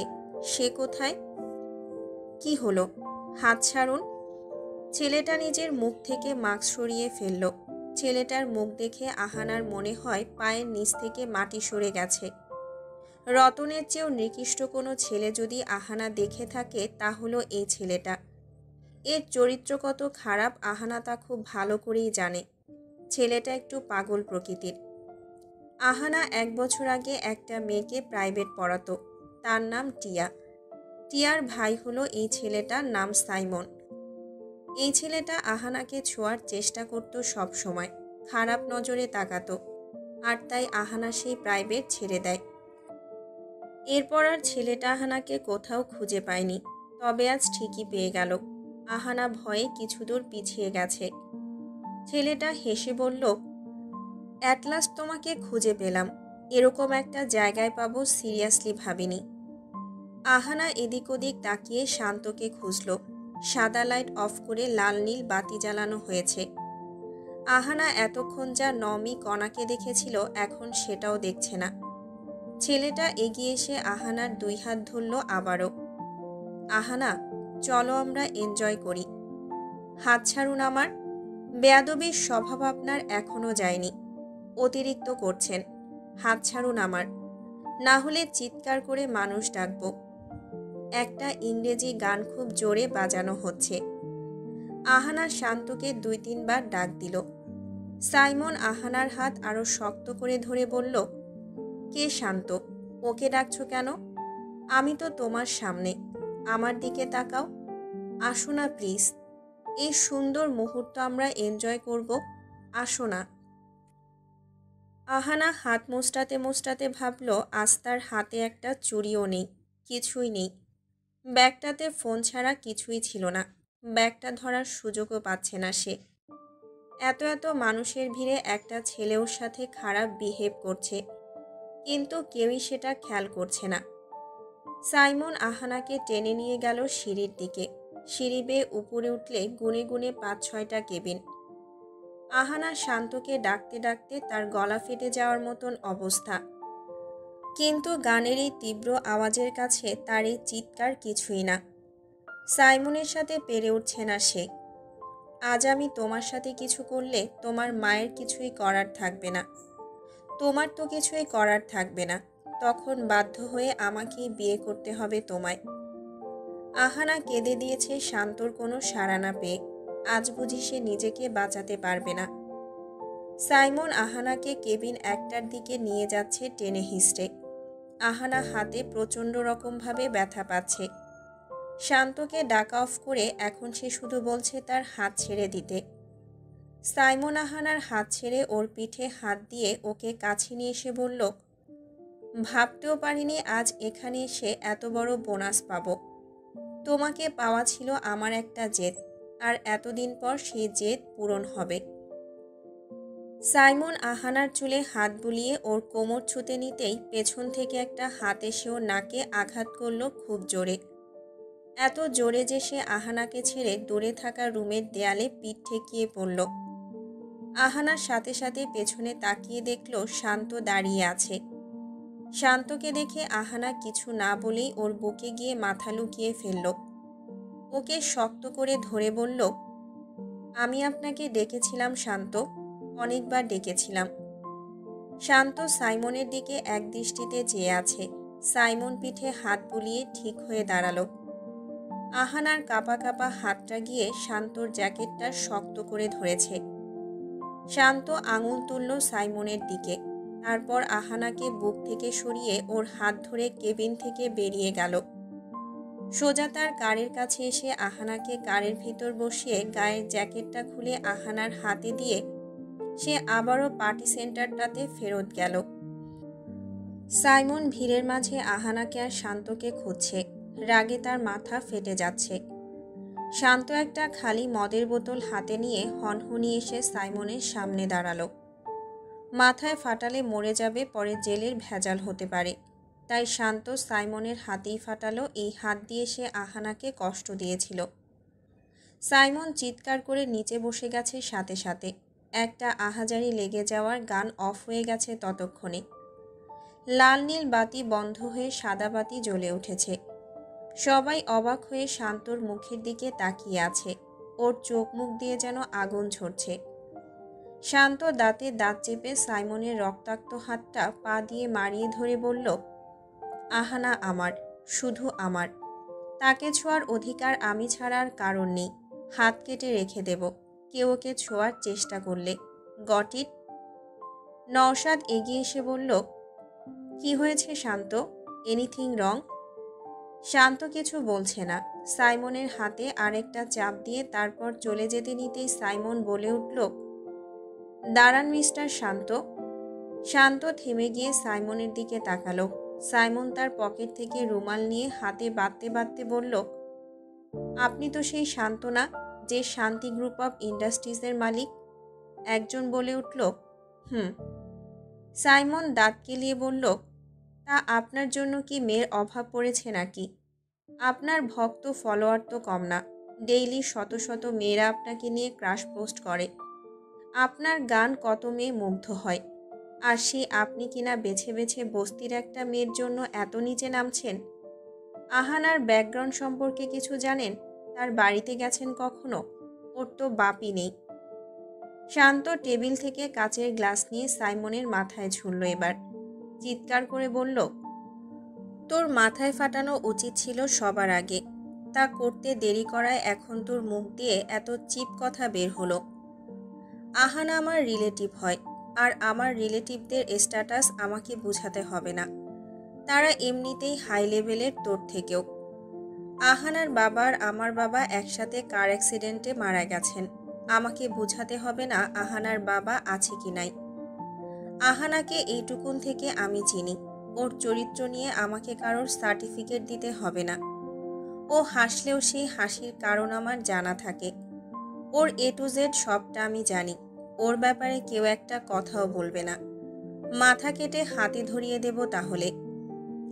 সাইমন মাথায় হাত বুলিয়ে জোরে জোরে হেসে দিল।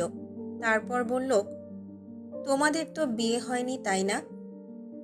আহানা কি করে তোমার হয় সেটাও আমি দেখব। কালকে সে আমার হয়ে যাবে। You just wait and see. আহানাকে বিয়ে না করলেও ওকে সবার আগে আমিই টাচ করব। আমার কথা নোট করে রাখো মিস্টার শান্ত। তখন তোমার কিছুই করার থাকবে না। তখন ওকে বিয়ে করতেও তোমার ঘৃণা হবে। শান্ত কণার দিকে তাকালো এবার। তারপর গলার স্বরটা হালকা করে নওশাদ আর রিয়াজ সূর্যর দিকে তাকিয়ে বলল, রূপাকে নিয়ে মঈনুদ্দিন আঙ্কেলের বাসায় আসো তোমরা 1 ঘন্টার ভেতরে। সাথে করে ফুলের মালা আর মিষ্টিও নিয়ে আসবে। রূপাকে বলবে সাথে করে আহানার আইডি কার্ড নতুবা জন্ম নিবন্ধন অথবা এসএসসির সার্টিফিকেটটা নিয়ে আসতে। পাসপোর্ট সাইজের ছবিও ম্যানেজ করতে বলবে এই 1 ঘন্টার ভেতরে। ওকে? কথাটা বলে শান্ত বেরিয়ে পড়ল।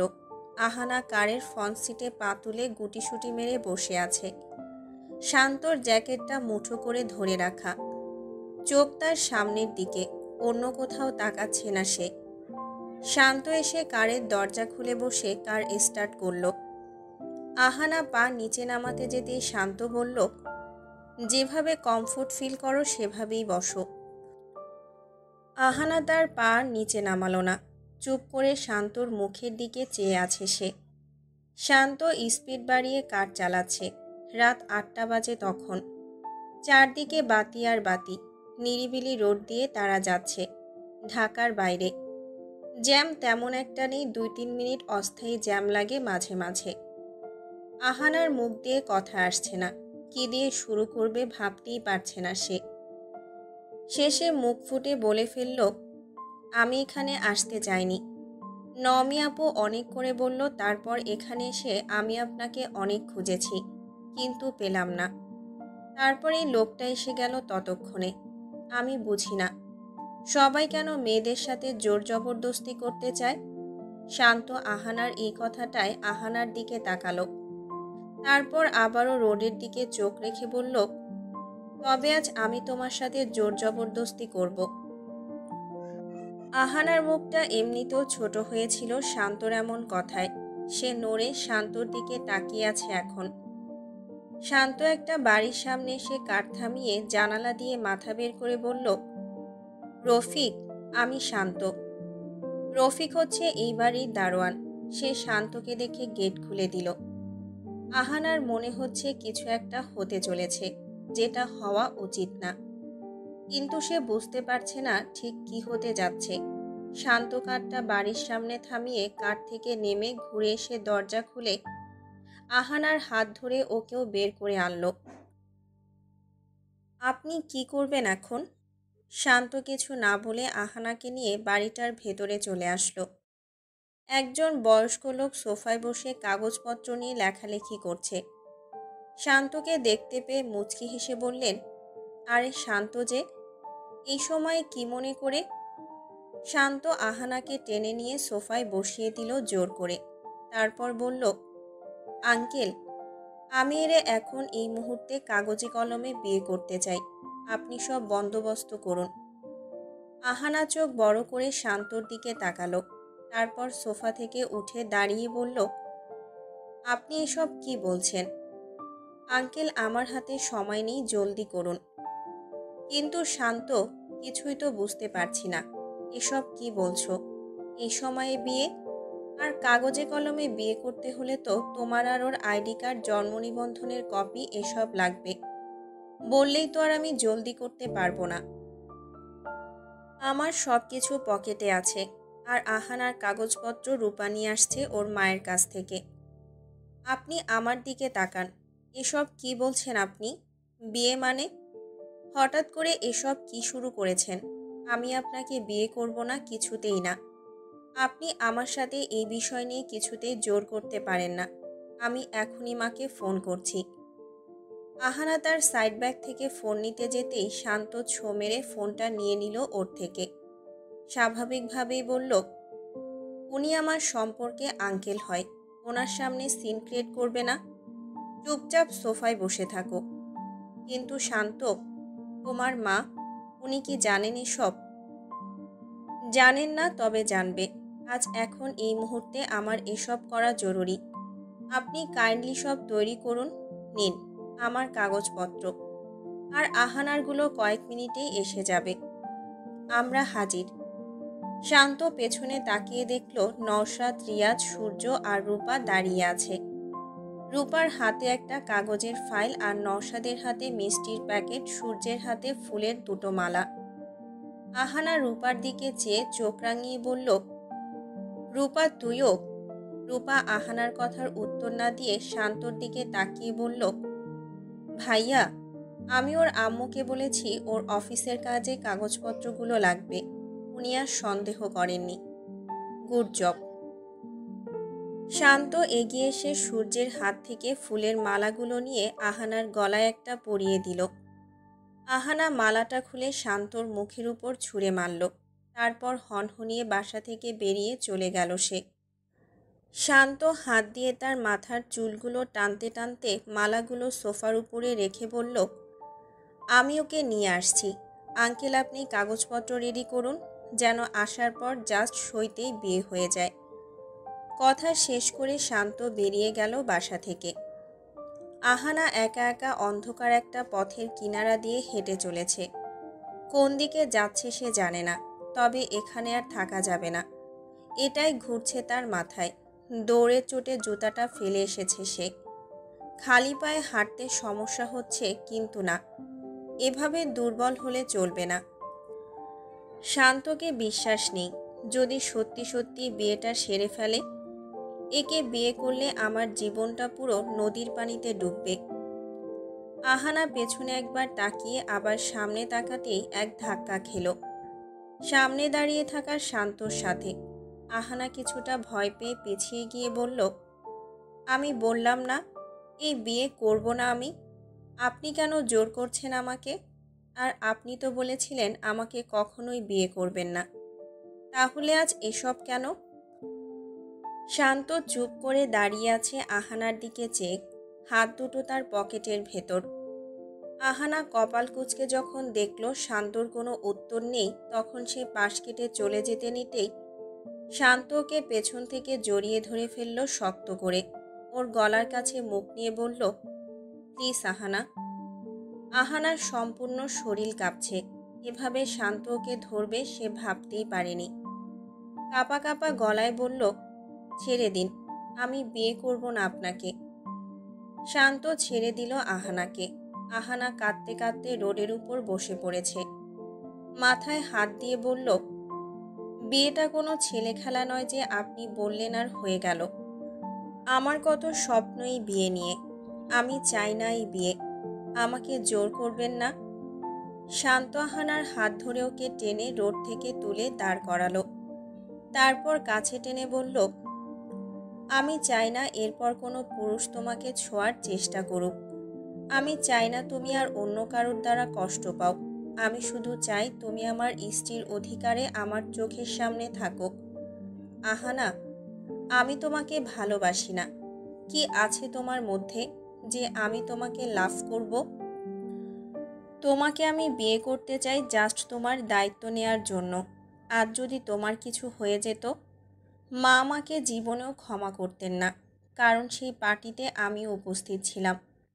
রতনের বেলায় মা আমার সাথে রাগ করেছিলেন। এরপর যদি তোমার কিছু হয় তাহলে মা আর আমার দিকে ফিরেও তাকাবে না। আমার জীবনে মা আর নিতু ছাড়া কেউ নেই। ওরাই আমার সব।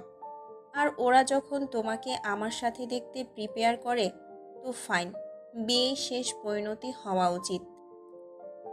এক মিনিট, আপনার আর আপনার পরিবারের খুশির জন্য আমি কেনই বিয়েতে রাজি হব? আমার কি কোনো ইচ্ছে নেই? বিয়েটাতে মত দেওয়ার রাইট আমারও আছে। না, নেই। আমার মা বলেছে তুমি আমার ওয়াইফ হবে তো হবে, আর তোমার দায়িত্ব নেওয়ার জন্য হলেও তোমাকে বিয়ে করতে হবে আমায়। আর আমি সেটাই করব। এখন থেকে সব সময় তুমি আমার চোখের সামনে থাকবে। কেউ তোমাকে একটা টোকাও দিতে পারবে না। আমি এই বিয়ে করব না। আমি আপনাকে পছন্দ করি না। বিয়ে তো দূরের কথা, আমি আন্টিকে বুঝিয়ে বলে দেব। তাই বলে আজ আমি আপনাকে বিয়ে করতে পারবো না। হাত ছাড়ুন আমার। আমি বাসায় ফিরে যাব। শান্তর কাছে আর কোনো উপায় নেই। নিজেকে শক্ত করে সে আহানাকে একটা কঠিন কথা বলার জন্য মুখ খুলল। আহানা, তুমি কি চাও আমি এখন তোমার সাথে ঠিক সেই কাজ করি যেটা রতন আর সাইমন করতে চেয়েছিল? সেটা ভালো হবে, নাকি বিয়ের পরেরটা ভালো হবে লিগালি? আহানা বিস্মিত হয়ে শান্তর মুখের দিকে তাকিয়ে আছে। পিছুতে পিছুতে কিছু দূর চলে গেছে সে। তারপর ডানে বামে সব পাশে তাকালো। দুই পাশে ঝোপঝাড়। মাঝ দিয়ে ফাঁকা একটা রোড, কত শত পোকার গায়ে কাঁটা লাগানোর শব্দ হচ্ছে। আহানা কাঁদতে কাঁদতে বলল, আপনার আর ওদের মধ্যে কোনো তফাৎ নেই শান্ত। আপনি আমার দুর্বলতার সুযোগ নিচ্ছেন। শান্ত কথাটা না শোনার ভান ধরে দাঁড়িয়ে আছে আরেক দিকে ফিরে। আহানা দুই হাত দিয়ে মুখটা মুছে আর এক মুহূর্ত দেরি না করে ছুটল সামনের দিকে। উফ, এই মেয়েটাকে নিয়ে আমি আর পারি না। আহানা দৌড়াচ্ছে তো দৌড়াচ্ছি, থামাথামি নেই। আহানা দাঁড়াও, অন্ধকারে বিপদ হতে পারে, এভাবে দৌড়ায়ও না প্লিজ। আহানা শান্তর কথায় কোনো পাত্তাই দিচ্ছে না। সে যতদূর পারছে দৌড়ে যাচ্ছে। অনেক দূরে চলে গেছে সে। আজ শান্তকেও খুব খারাপ মনে হচ্ছে।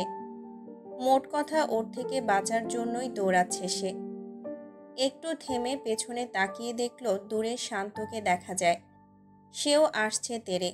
আহানার গলা শুকিয়ে কাঠ হয়ে গেছে। পা চলছে না আর। তাও দৌড়ানোর জন্য পা বাড়াতেই নিচে থাকা কয়েকটা কঙ্করের সাথে হোঁচট খেয়ে নিচে পড়ে গেল। শান্ত এবার থেমে গেছে আহানাকে পড়তে দেখে। তারপর কপাল কুঁচকে বলল, এটাই দরকার ছিল। এতে যদি একটু সুবুদ্ধি হয় আর কি। আহানা পা ধরে চোখ মুখ খিচে বসে আছে। শান্ত ততক্ষণে কাছেও চলে এসেছে। একদম কাছে আসবেন না আপনি। আমি আপনাকে বিয়ে করব না কিছুতেই। শান্ত নিচু হয়ে আহানাকে কোলে তুলে নিয়ে হাঁটা ধরল বিপরীত দিকে। আহানা হাত দিয়ে শান্তর মুখ, গলা, বুক সবকিছুতে কিল ঘুষি দিয়ে যাচ্ছে। শান্তর চুল টানতে টানতে শুধু একটা কথাই বলছে সে, আর সেটা হলো বিয়ে করব না। শান্ত রোডের দিকে তাকিয়ে নর্মালি হেঁটে চলেছে। আহানা এক সময় ক্লান্ত হয়ে হাত পা নাড়ানো বন্ধ করে দিল।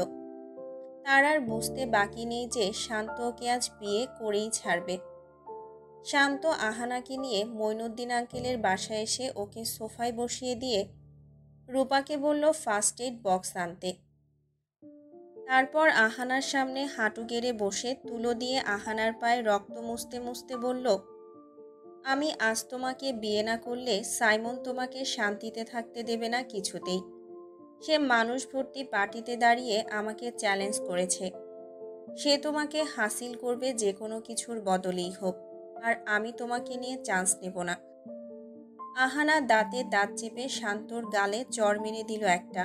তারপর চিৎকার করে বলল, আমার পা ছাড়ুন বলছি। শান্ত গালে হাত দিয়ে চুপ করে নিচের দিকে তাকিয়ে আছে। নওশাদ হাঁ করে চেয়ে থেকে বলল, এই নিয়ে কত হলো? সূর্যমুখে হাত দিয়ে বলল, 2 বার। রূপা চোখ বড় করে নওশাদকে খুঁচিয়ে জিজ্ঞেস করছে আর একবার চড় দিয়েছিল কিনা। রিয়াজ ধমক দিয়ে আহানার কাছে এসে বলল, কি সমস্যা তোমার? তোমার সাহস হয় কি করে শান্তর গায়ে হাত তোলার? তোমার থেকে বয়সে কত বড় শান্ত, আর তুমি হুটহাট করে ওকে চড় মারো সবসময়। তোমার মা কি তোমাকে এসবই শিখিয়েছে? শান্ত মঈনুদ্দিন আঙ্কেলের দিকে তাকিয়ে বলল, আর কত সময় লাগবে? এই তো বাবা, আর 10 মিনিট। ফাইন। শান্ত উঠে দাঁড়িয়ে আহানার হাত মুঠো করে ধরে টেনে নিয়ে গেল। মঈনুদ্দিন আঙ্কেল বাসায় একাই থাকেন, তাই সবগুলো রুম খালি থাকবে এটা শান্তর জানা আছে।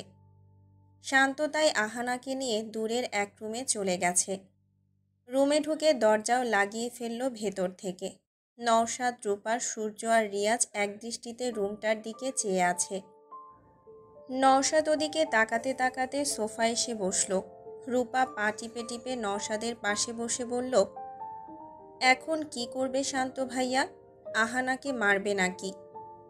রিয়াজ মুখটা গম্ভীর করে একটা টুল টেনে বসতে বসতে বলল, শান্তর যদি মারার ইচ্ছা থাকতো তো এতক্ষণে 40টা থাপ্পড় খেত আহানা। তাহলে কি করতে নিয়ে গেছে সেটা তো শান্তই ভালো জানে।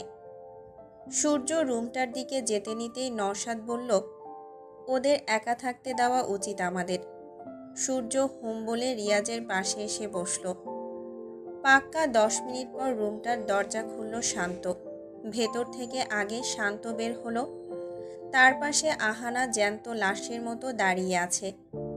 শান্ত ওকে টেনে এনে সোফায় বসিয়ে দিয়ে আঙ্কেলের থেকে কাগজটা নিয়ে ওর দিকে বাড়িয়ে ধরল। আহানা রোবটের মতন ওর হাত থেকে কাগজটা নিল। তারপর চুপচাপ সই করে দিল। দেওয়ার সাথে সাথেই কেঁদে ফেলল সে। নওশাদ শান্তকে হালকা ধাক্কা দিয়ে বলল, কি রে, কি এমন করলি যে রাজি হয়ে গেল?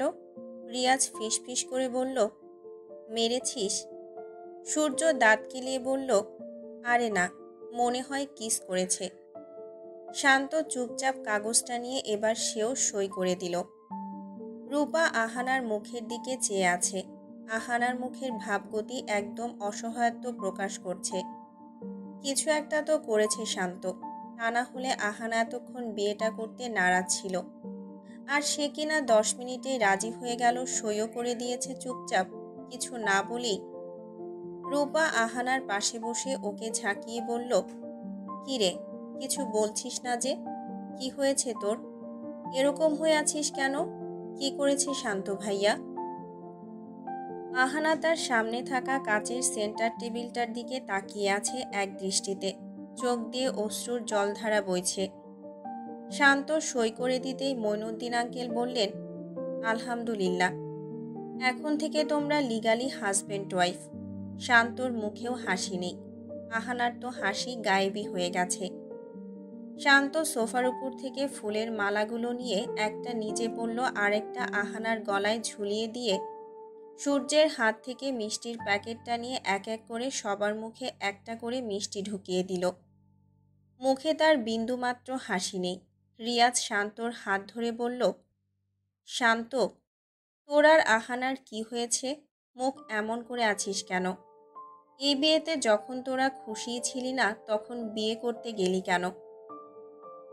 শান্ত টিস্যু দিয়ে হাত মুছে বলল, আঙ্কেল, থ্যাঙ্কস ফর হেল্প। আজ আসি আমরা। এটা বলে শান্ত সোফায় বসে থাকা আহানার হাত মুঠো করে ধরে বেরিয়ে গেল ওকে নিয়ে। আহানা রোবটের মতন শান্তর সাথে সাথে আসছে। বাকিরা ওদের দুজনের অবস্থা দেখে ঠিক বুঝতেই পারছে না যে কি এমন হলো ওদের মুখের হাসি গায়েব হয়ে গেল চিরতরে।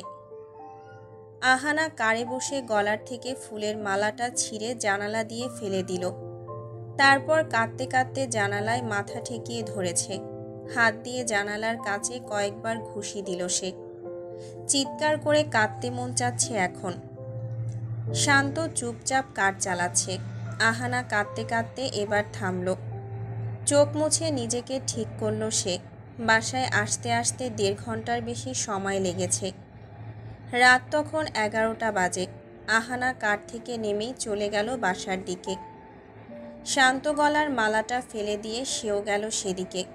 মা আর আন্টি সোফায় বসে টিভি দেখছেন। ওদের দুজনকে দেখে টিভি থেকে চোখ সরিয়ে ওদের দিকে তাকিয়ে আছে এখন। আহানার চোখ মুখ ফুলে আছে। সে কিছু না বলেই রুমে চলে গেল। শান্ত চলে গেল নিজের রুমের দিকে। আহানার মা বললেন, ওদের দুজনের চোখ মুখের এই অবস্থা কেন? শান্তর মাও বুঝলেন না কিছু। আহানা বাথরুমে ঢুকে নিচে ফ্লোরে বসে পড়ল। হাত দিয়ে চুল টানল জোরে জোরে, অনেকগুলো চুল ছিঁড়েও ফেলল সে। তারপর টেনে কানের দুল খুলে ফেলল। চিৎকার করলো, হাত উঠিয়ে ঝর্ণা অন করে দিল যাতে ওর কান্নার আওয়াজ বেশি দূরে না যায়। হাতে পায়ের গলায় পানি পড়তেই গা শিউরে উঠল তার। শান্ত ওকে আজ অনেক কষ্ট দিয়েছে। তার দোষ ছিল সে শান্তকে চড় মেরেছিল। শান্ত আজ তার সাথে যা করলো তার জন্য সে মোটেও প্রস্তুত ছিল না। এর ভিতরেই মা এসে বাথরুমের দরজা ধাক্কাতে ধাক্কাতে বললেন, কিরে, ভাত খাবি না? এসেছিস দেরি করে, খাবি কখন? নাকি খেয়ে এসেছিস? আহানা নিচু স্বরে বলল, খাবো না মা, খিদে নেই, তুমি যাও। শান্ত বারান্দায় বসে আছে এক কোণায়। আহানাকে এভাবে জোর করতে চায়নি সে। বিয়েতে রাজি করানোর জন্য সে আহানাকে আজ বাধ্য করেছে। চাইলে আজ চটটার উপর ওর সবটা কেড়ে দিতে পারতাম আমি, কিন্তু আমি সেটা করিনি। রাজি করানোর আরও অনেক ওয়ে আমার হাতে ছিল, আমি সেটাই প্রয়োগ করেছি। একটু ভয় দেখিয়েছি জোর জবরদস্তি করার, তাতেই ভয় পেয়েছে সে। স্যার। শান্ত দরজার দিকে তাকিয়ে বলল, রিপা, চলে যাও, আমি আজ ডিনার করব না, আমার খিদে নেই। রিপা মাথা নাড়িয়ে চলে গেল। কিরে আহানা, শরীর খারাপ তোর? এমন চুপচাপ হয়ে শুয়ে আছিস কেন? কিছু না, ঘুমাও তুমি। আগে আমাকে বল, কিছু কি হয়েছে? তোরা আজ এত দেরি করে আসলি যে? আহানার বিরক্ত লাগছে এর ভেতর মা 100টা প্রশ্ন করে যাচ্ছে একের পর এক। রেগে আহানা রুম থেকে বেরিয়ে চলে আসলো। সোফার রুমে আসতেই দেখলো শান্তকে। শান্ত পানি খেতে এসেছিল তখন। ভেজা চুল আহানার, চুলগুলো থেকে টপ টপ করে পানি পড়ে যাচ্ছে অনবরত। পরনে হালকা হলুদ রঙের থ্রি-পিস। কিছু সময়ের জন্য শান্ত ভ্রমে চলে গিয়েছিল। হাতে গ্লাসটা ধরে রেখে চেয়ে আছে সে। আজকের পর থেকে আহানা তার বৈধ স্ত্রী। আর আজ অধিকার একটু বেশিই চাওয়া যায়, কিন্তু কোনো এক বাধা মাঝখানে দেয়াল হয়ে দাঁড়িয়ে আছে। শান্তর হুঁশ আসতেই সে মুখ ফিরিয়ে নিল। আহানা ওকে দেখে আর দ্বিতীয়বার তাকায়নি। সোজা বাসার বাইরের গন্ধরাজ বাগানটার কাছে এসে দাঁড়ালো সে। মৃদু শীত অনুভূত হচ্ছে চারিদিকে। আহানা নিজের ওড়নাটা গায়ে পেঁচিয়ে ঘাসের উপর এসে বসল। তারপর সোজা আকাশের দিকে চেয়ে রইল। শান্ত মাকে দেখতে এসে মায়ের রুমের বারান্দাটা দিয়ে আহানাকে দেখছে স্পষ্ট, কারণ গন্ধরাজ ফুলের বাগানটা ওর মায়ের রুমের সামনে বরাবর। আহানার শুষ্ক চোখ দিয়ে 2 ফোঁটা পানি বেরিয়ে আসলো। হাত দিয়ে মুছে সে পাশে তাকাতেই দেখল শান্ত চেয়ে আছে ওর দিকে। তারপর যখন সে দেখল আহানা ওকে দেখে ফেলেছে, তখন সে চলে গেল নিজের রুমের দিকে। আহানা আবারও আকাশের দিকে তাকিয়ে থেকে বিয়ের 10 মিনিট আগ মুহূর্তটা মনে করল। শান্তর হাত চেপে ধরে রুমটায় নিয়ে গিয়ে কিছু না বলেই ওর হাত আরও জোরে চেপে ধরে কাছে নিয়ে এসেছিল। রুমটা ছিল অন্ধকার। বাসার পাশের বাউন্ডারিতে থাকা এক লাইটের আলোয় তারা একে অপরকে দেখছিল। তারপর আহানার চোখের দিকে না তাকিয়ে শান্তর গলার দিকে কিছুক্ষণ চেয়ে রইল। আহানা হাত নাড়াতে নাড়াতে বলল, কি অসভ্যতামি শুরু করেছেন আপনি? জ্বরে হয় নাই, আর একটা দেব? শান্ত বড় করে একটা শ্বাস নিয়ে আহানার গলায় মুখ লাগাতেই আহানা কেঁপে দূরে সরতে গিয়েও পারল না। তার তখন এত খারাপ অনুভূতি হচ্ছিল যে সে বুঝে গিয়েছিল বিয়েতে হ্যাঁ না বললে শান্ত সেসব কিছু করবে যেটা করলে সম্পর্কটা হারামে পরিণত হবে। আহানা নিশ্চুপ হয়ে চোখ দিয়ে পানি 2 ফোঁটা ফেলে মুখ ফুটে একটা কথাই বলল, আর সেটা হলো আমি বিয়েতে রাজি। সাথে সাথে শান্ত ওকে ছেড়ে দিল। তারপর স্বাভাবিকভাবেই ওর হাতটা ধরে টেনে নিয়ে গেল সবার সামনে। আহানার আর কোনো উপায় ছিল না তখন। শান্ত ওকে এমনভাবে দুর্বল জায়গায় আঘাত করে বুঝিয়ে দিয়েছিল ওর আর কিছুই করার ছিল না সেই মুহূর্তে। শান্ত কেন আজ এমন করলো সেটাই ভেবে পাচ্ছে না আহানা। শুধু কি আমার সেফটির জন্যই উনি এমন করলেন? আমাকে বিয়ে করার জন্য উনি আমার সাথে খারাপ ব্যবহার করলেন? আমাকে রাজি করাতে এতটা নিচে নামলেন? আমারই দোষ। শুরুতেই রাজি হয়ে গেলে এত কিছু করতো না। কিন্তু শুরুতে কি করে রাজি হই আমি? আমার কি বিয়ে নিয়ে কোনো ইচ্ছে নেই? সেই মুহূর্তে এত বাজে ব্যবহার করলেন আমার সাথে, ভাবতেই ঘৃণা হচ্ছে আমার। বিয়েতে হ্যাঁ না বললে এতক্ষণে তো আমার অসহ্য লাগছে এই ভেবে যে এই লোকটা আজ থেকে আমার স্বামী, আমার সেফটি না ছাই। মন চাচ্ছে গলা টিপে মেরে ফেলি। খুব জোরে আহানার হাতের ফোনটা বেজে উঠেছে। আহানা বুকে থুতু দিয়ে ফোনটা নিয়ে দেখল আননোন নাম্বার। রিসিভ করে হ্যালো বলতেই ওপাশ থেকে শান্ত এক ধমক দিল। এত জোরে ধমক দিল যে আহানার হাত থেকে ফোনটাই ঘাসের উপর উল্টে পাল্টে পড়ে গেল। আহানা এদিক ওদিক তাকিয়ে ফোনটা নিয়ে আবারও কানে ধরল। কি ব্যাপার, উত্তর দিচ্ছ না কেন? কে আপনি? তোমার সবেমাত্র বিয়ে করা বর বলছি। ও, কি চাই? আমার নাম্বার পেলেন কই? আমার রুমে আসো। কি করতে? নাকি এবারও নেক কিস করে বাসরাত কমপ্লিট করার ট্রেড দেবেন? তোমার মধ্যে কি আছে যে তোমার সাথে বাসরাত করার ইচ্ছে জাগবে আমার? তোমাকে যে তখন নেক কিস করেছিলাম, আমার বমি পাচ্ছে এখন। তো বিয়ে করেছেন কেন তাহলে? সেটা দায়িত্বের খাতিরে, তোমার সেফটির খাতিরে। বাহানা দেয়া অফ করুন। আমাকে উঠিয়ে নিয়ে যাওয়ার সাহস আছে কারো? আসলে হয়েছে কি, তুমি যেমন ছাইয়া টাইপের, তোমার সাইকো লাভাররাও তেমন ছাইয়া টাইপের। কি জানি কখন কি করে বসে, তাই আমি আর চান্স নেই নাই। আপনার এত দরদ কেন? আমাকে কেউ উঠিয়ে নিয়ে গেলে আপনার কি সমস্যা? কি সমস্যা? দেখাচ্ছি, আসো আমার রুমে। যাব না বাই। তুমি কি চাও আমি এখন তোমাকে গন্ধরাজ বাগানটার সামনে এসে কোলে তুলে নিয়ে আসি? আসছি। আজ একটা বিহিত করে তারপর আমি যাব। আহানা উঠে দাঁড়িয়ে সেদিকে ছুটল। শান্ত নিজের বিছানায় বসে রিয়াজের সাথে কথা বলছে।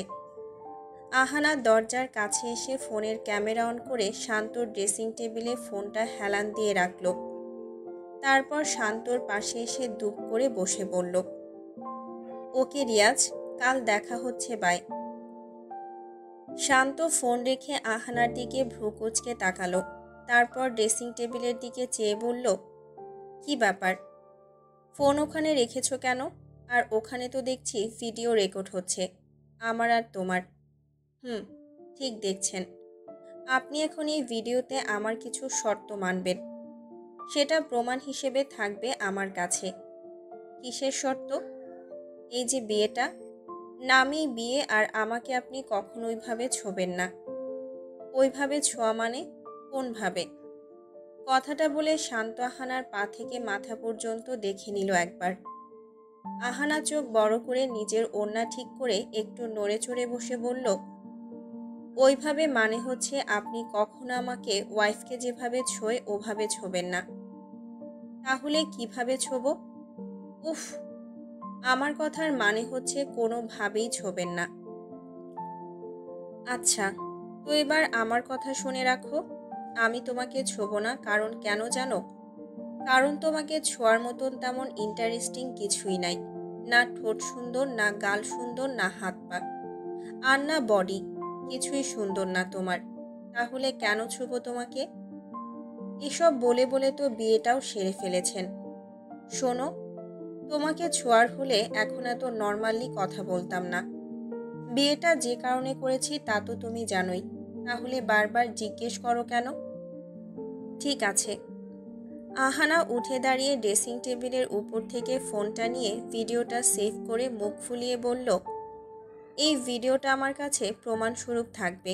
এখন কি জন্য ডেকেছিলেন বলুন, আমি যাই। কাল রিয়াজের গায়ে হলুদ। সকাল সকাল তৈরি থাকবে। তোমাকে নিয়ে যাত্রামুড়া রওনা হব। যাব না আমি। কি বললে? শান্ত বিছানা থেকে নামতে নিতেই আহানা দৌড়ে যেতে যেতে বলল, রেডি থাকবো।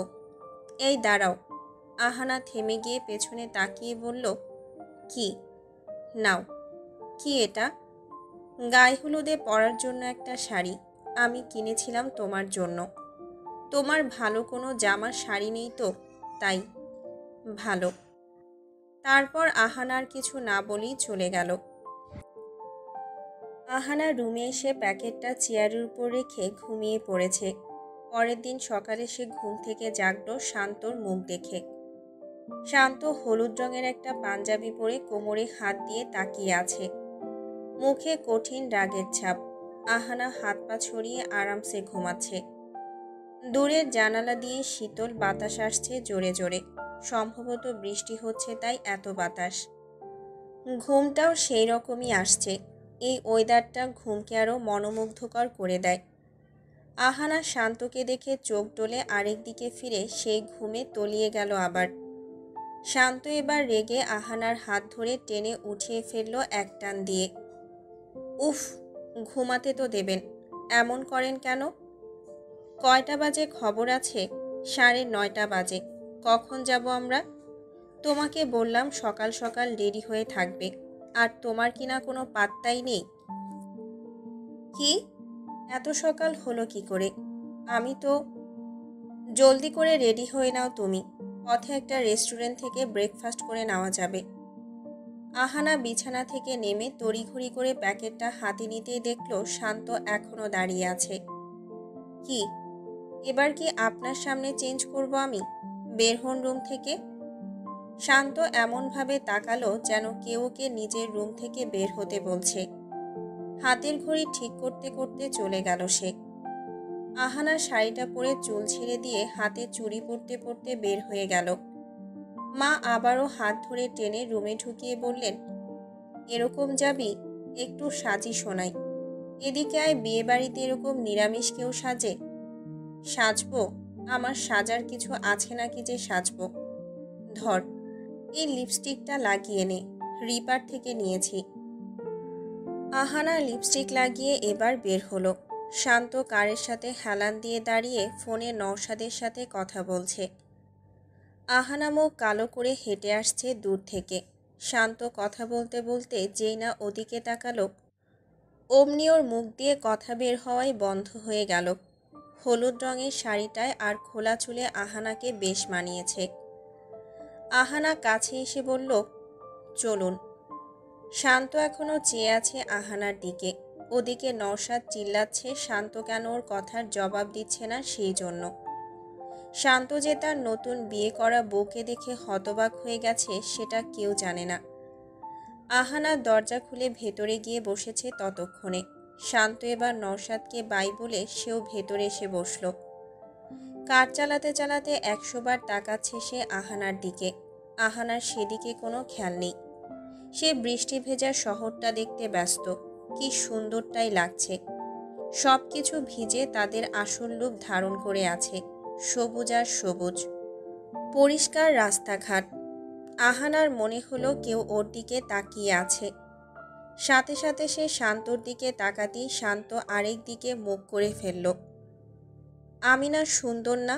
আমার মধ্যে তো কিছুই নেই। তাহলে এমন ড্যাব ড্যাব করে দেখছেন কেন? আমার চাইতে তো কণা আপু সুন্দর। তাহলে সাজলে সবাইকেই সুন্দর লাগে। আহানা মুখ বাঁকিয়ে হাতের চুড়িগুলো ঠিক করে আবারও জানালার দিকে চেয়ে থাকলো। শান্ত ওকে নিয়ে একটা রেস্টুরেন্টে নেমে নাস্তা করতে বসেছে। আহানা পরোটা এক টুকরো মুখে দিয়ে শান্তর দিকে তাকাতেই দেখল সে একদৃষ্টিতে ওর দিকেই চেয়ে আছে। কি ব্যাপার বলুন তো, এমন দেখছেন কেন আমাকে? একবার বলে আমার মতো বিশ্রী আর নেই, আবার নিজেই ক্যাবলার মতো চেয়ে থাকে সারাক্ষণ। টেনে দেব এক চর, অসভ্যের মতো এরকম তাকিয়ে থাকলে। কথাটা বলে আহানা আশেপাশে চেয়ে দেখল সবাই ওর কথা শুনে ওর দিকে চেয়ে আছে। আহানা নড়ে চড়ে বসে বলল, কি উত্তর দিচ্ছেন না কেন?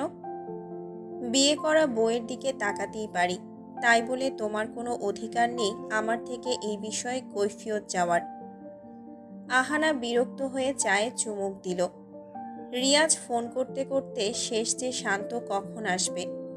শান্ত বলছে রোডে জ্যাম, কিন্তু আসল কথা হলো আহানার কারণে দেরি হয়েছে। আহানা ঘুম থেকে উঠতে দেরি করে ফেলেছিল আজ। তোমার কারণে আজ এত দেরি হয়ে গেছে। যাক বাবা, বৃষ্টিতে এত ভালো ঘুম এসে গিয়েছিল, তো আমি কি করতাম শুনি? নাচতে। কাল বলেছিলাম সকাল সকাল রেডি হবে। ঢাকা থেকে যাত্রামুড়া কি কাছে? যেতেও তো সময় লাগে। আপনি নাস্তা করে নিতে পারেননি? আমি পানি খেয়েই পেট ভরিয়ে নিতাম। চুপ থাকো। আহানা জানালা খুলে চুপ করে থাকলো। জড়ো হাওয়া এসে গায়ে লাগতেই মনে হয় ভেতরের সব দুঃখ নিঃশেষ হয়ে যায় সাথে সাথে। অবশেষে যাত্রামুড়া এসেই গেল। আহানার শান্ত রিয়াজদের বাসায় ঢুকতেই সবাই বলে উঠল অভিনন্দন। সবাই বলতে নওশাদ, সূর্য আর শান্তর আরও কয়েকটা ফ্রেন্ড। শান্ত থ্যাংক ইউ বলে রিয়াজকে খুঁজে বের করতে গেল। আহানা সোজা গিয়ে নমির কাছে এসে বসল। নমি ওর আন্টির সাথে কথা বাদ দিয়ে আহানার হাত ধরে জিজ্ঞেস করল কাল রাতে কি হয়েছিল। আহানার নিচু স্বরে বলল কিছুই হয়নি। নমি আশ্চর্য হয়ে বলল কি বলো এসব? তাহলে শান্ত ভাইয়া ওভাবে ওই ছেলেটাকে মেরেছিল কেন? আহানা চমকে বলল মেরেছিল? কাচের বোতল নিয়ে ছেলেটার হাতে ভেঙেছিল, তারপর কাচের গ্লাস দিয়ে ওর মাথাও ফাটিয়ে দিয়েছিল। চিৎকার করে বলছিল আহানা শুধু আমার, ওকে ছোঁয়ার অধিকারও আমার। কেন, তোমাকে কিছু বলেনি? আহানা ইয়া বড় হাঁ করে পরে ভাবল নমি মিথ্যা বলছে। শান্ত কেন এসব বলবে? আহানা দূরে তাকিয়ে দেখল শান্ত নওশাদ সূর্যের সাথে হাসাহাসি করছে। আহানা নমিকে বলে উঠে গিয়ে সেদিকে ছুটল। কিছু দূর যেতেই কণা এসে ওর সামনে দাঁড়িয়ে পড়েছে। আহানা, কি খবর? শুনলাম কাল নাকি সাইমন নামের একটা ছেলে তোমার সাথে কিনাকি করেছে। আহানা কিছু বলতে যাবে তার আগেই শান্ত এসে বলল সাইমন কি করেছে সেটা না ঘেটে এটা শোনো যে আমরা কি করেছি। কণা ভ্রুকুচকে বলল কি করেছ? নেক কিস। আহা। আহানা চোখ বড় করে চলে গেল আরেক দিকে। শান্তর হাত ধরে আটকিয়ে বলল প্রমাণ দেখবা? শান্ত প্লিজ, হাত ছাড়ুন। এসব কি বলছেন আপনি? কণা দাঁতে দাঁত চেপে বলল কই দেখি প্রমাণ। শান্ত আহানাকে কাছে টেনে এনে ওর গলার থোপকে চুল সরিয়ে বলল দেখো। কণা চোখ বড় করে কাদো কাদো মুখ করে বলল তুমি আমার সাথে চিট করতে পারলে? আহানা এদিক ওদিক তাকিয়ে শান্তর হাত ছাড়িয়ে চলে গেছে ততক্ষণে। লজ্জায় মাথা কাটা যাচ্ছে, আর শান্ত কিনা খোলামেলা সব বলে যাচ্ছে। এই কণা না জানি কিনা কি করে বসে, মনে হয় বিয়ের কথা জানে না। কই চিট করলাম? আহানার থেকে এসব তো আমার প্রাপ্য। নওশাদ আর সূর্য দাঁত কিলিয়ে মজা নিচ্ছে। কণা শান্তর মুখ দুই হাত দিয়ে ধরে বলল ছেড়ে দাও না ওকে, আমি তোমাকে অনেক ভালোবাসবো। শান্ত কণার হাত সরিয়ে বলল একসাথে অনেকজনকে লাভ করাকে রিয়েল লাভ বলে না কণা। আহানা একজন আন্টির পাশে এসে বসল, হাতে জুসের গ্লাস নিয়ে। আন্টিটার হাতেও জুস। উনি আহানার পা থেকে মাথা পর্যন্ত একবার দেখে নিলেন।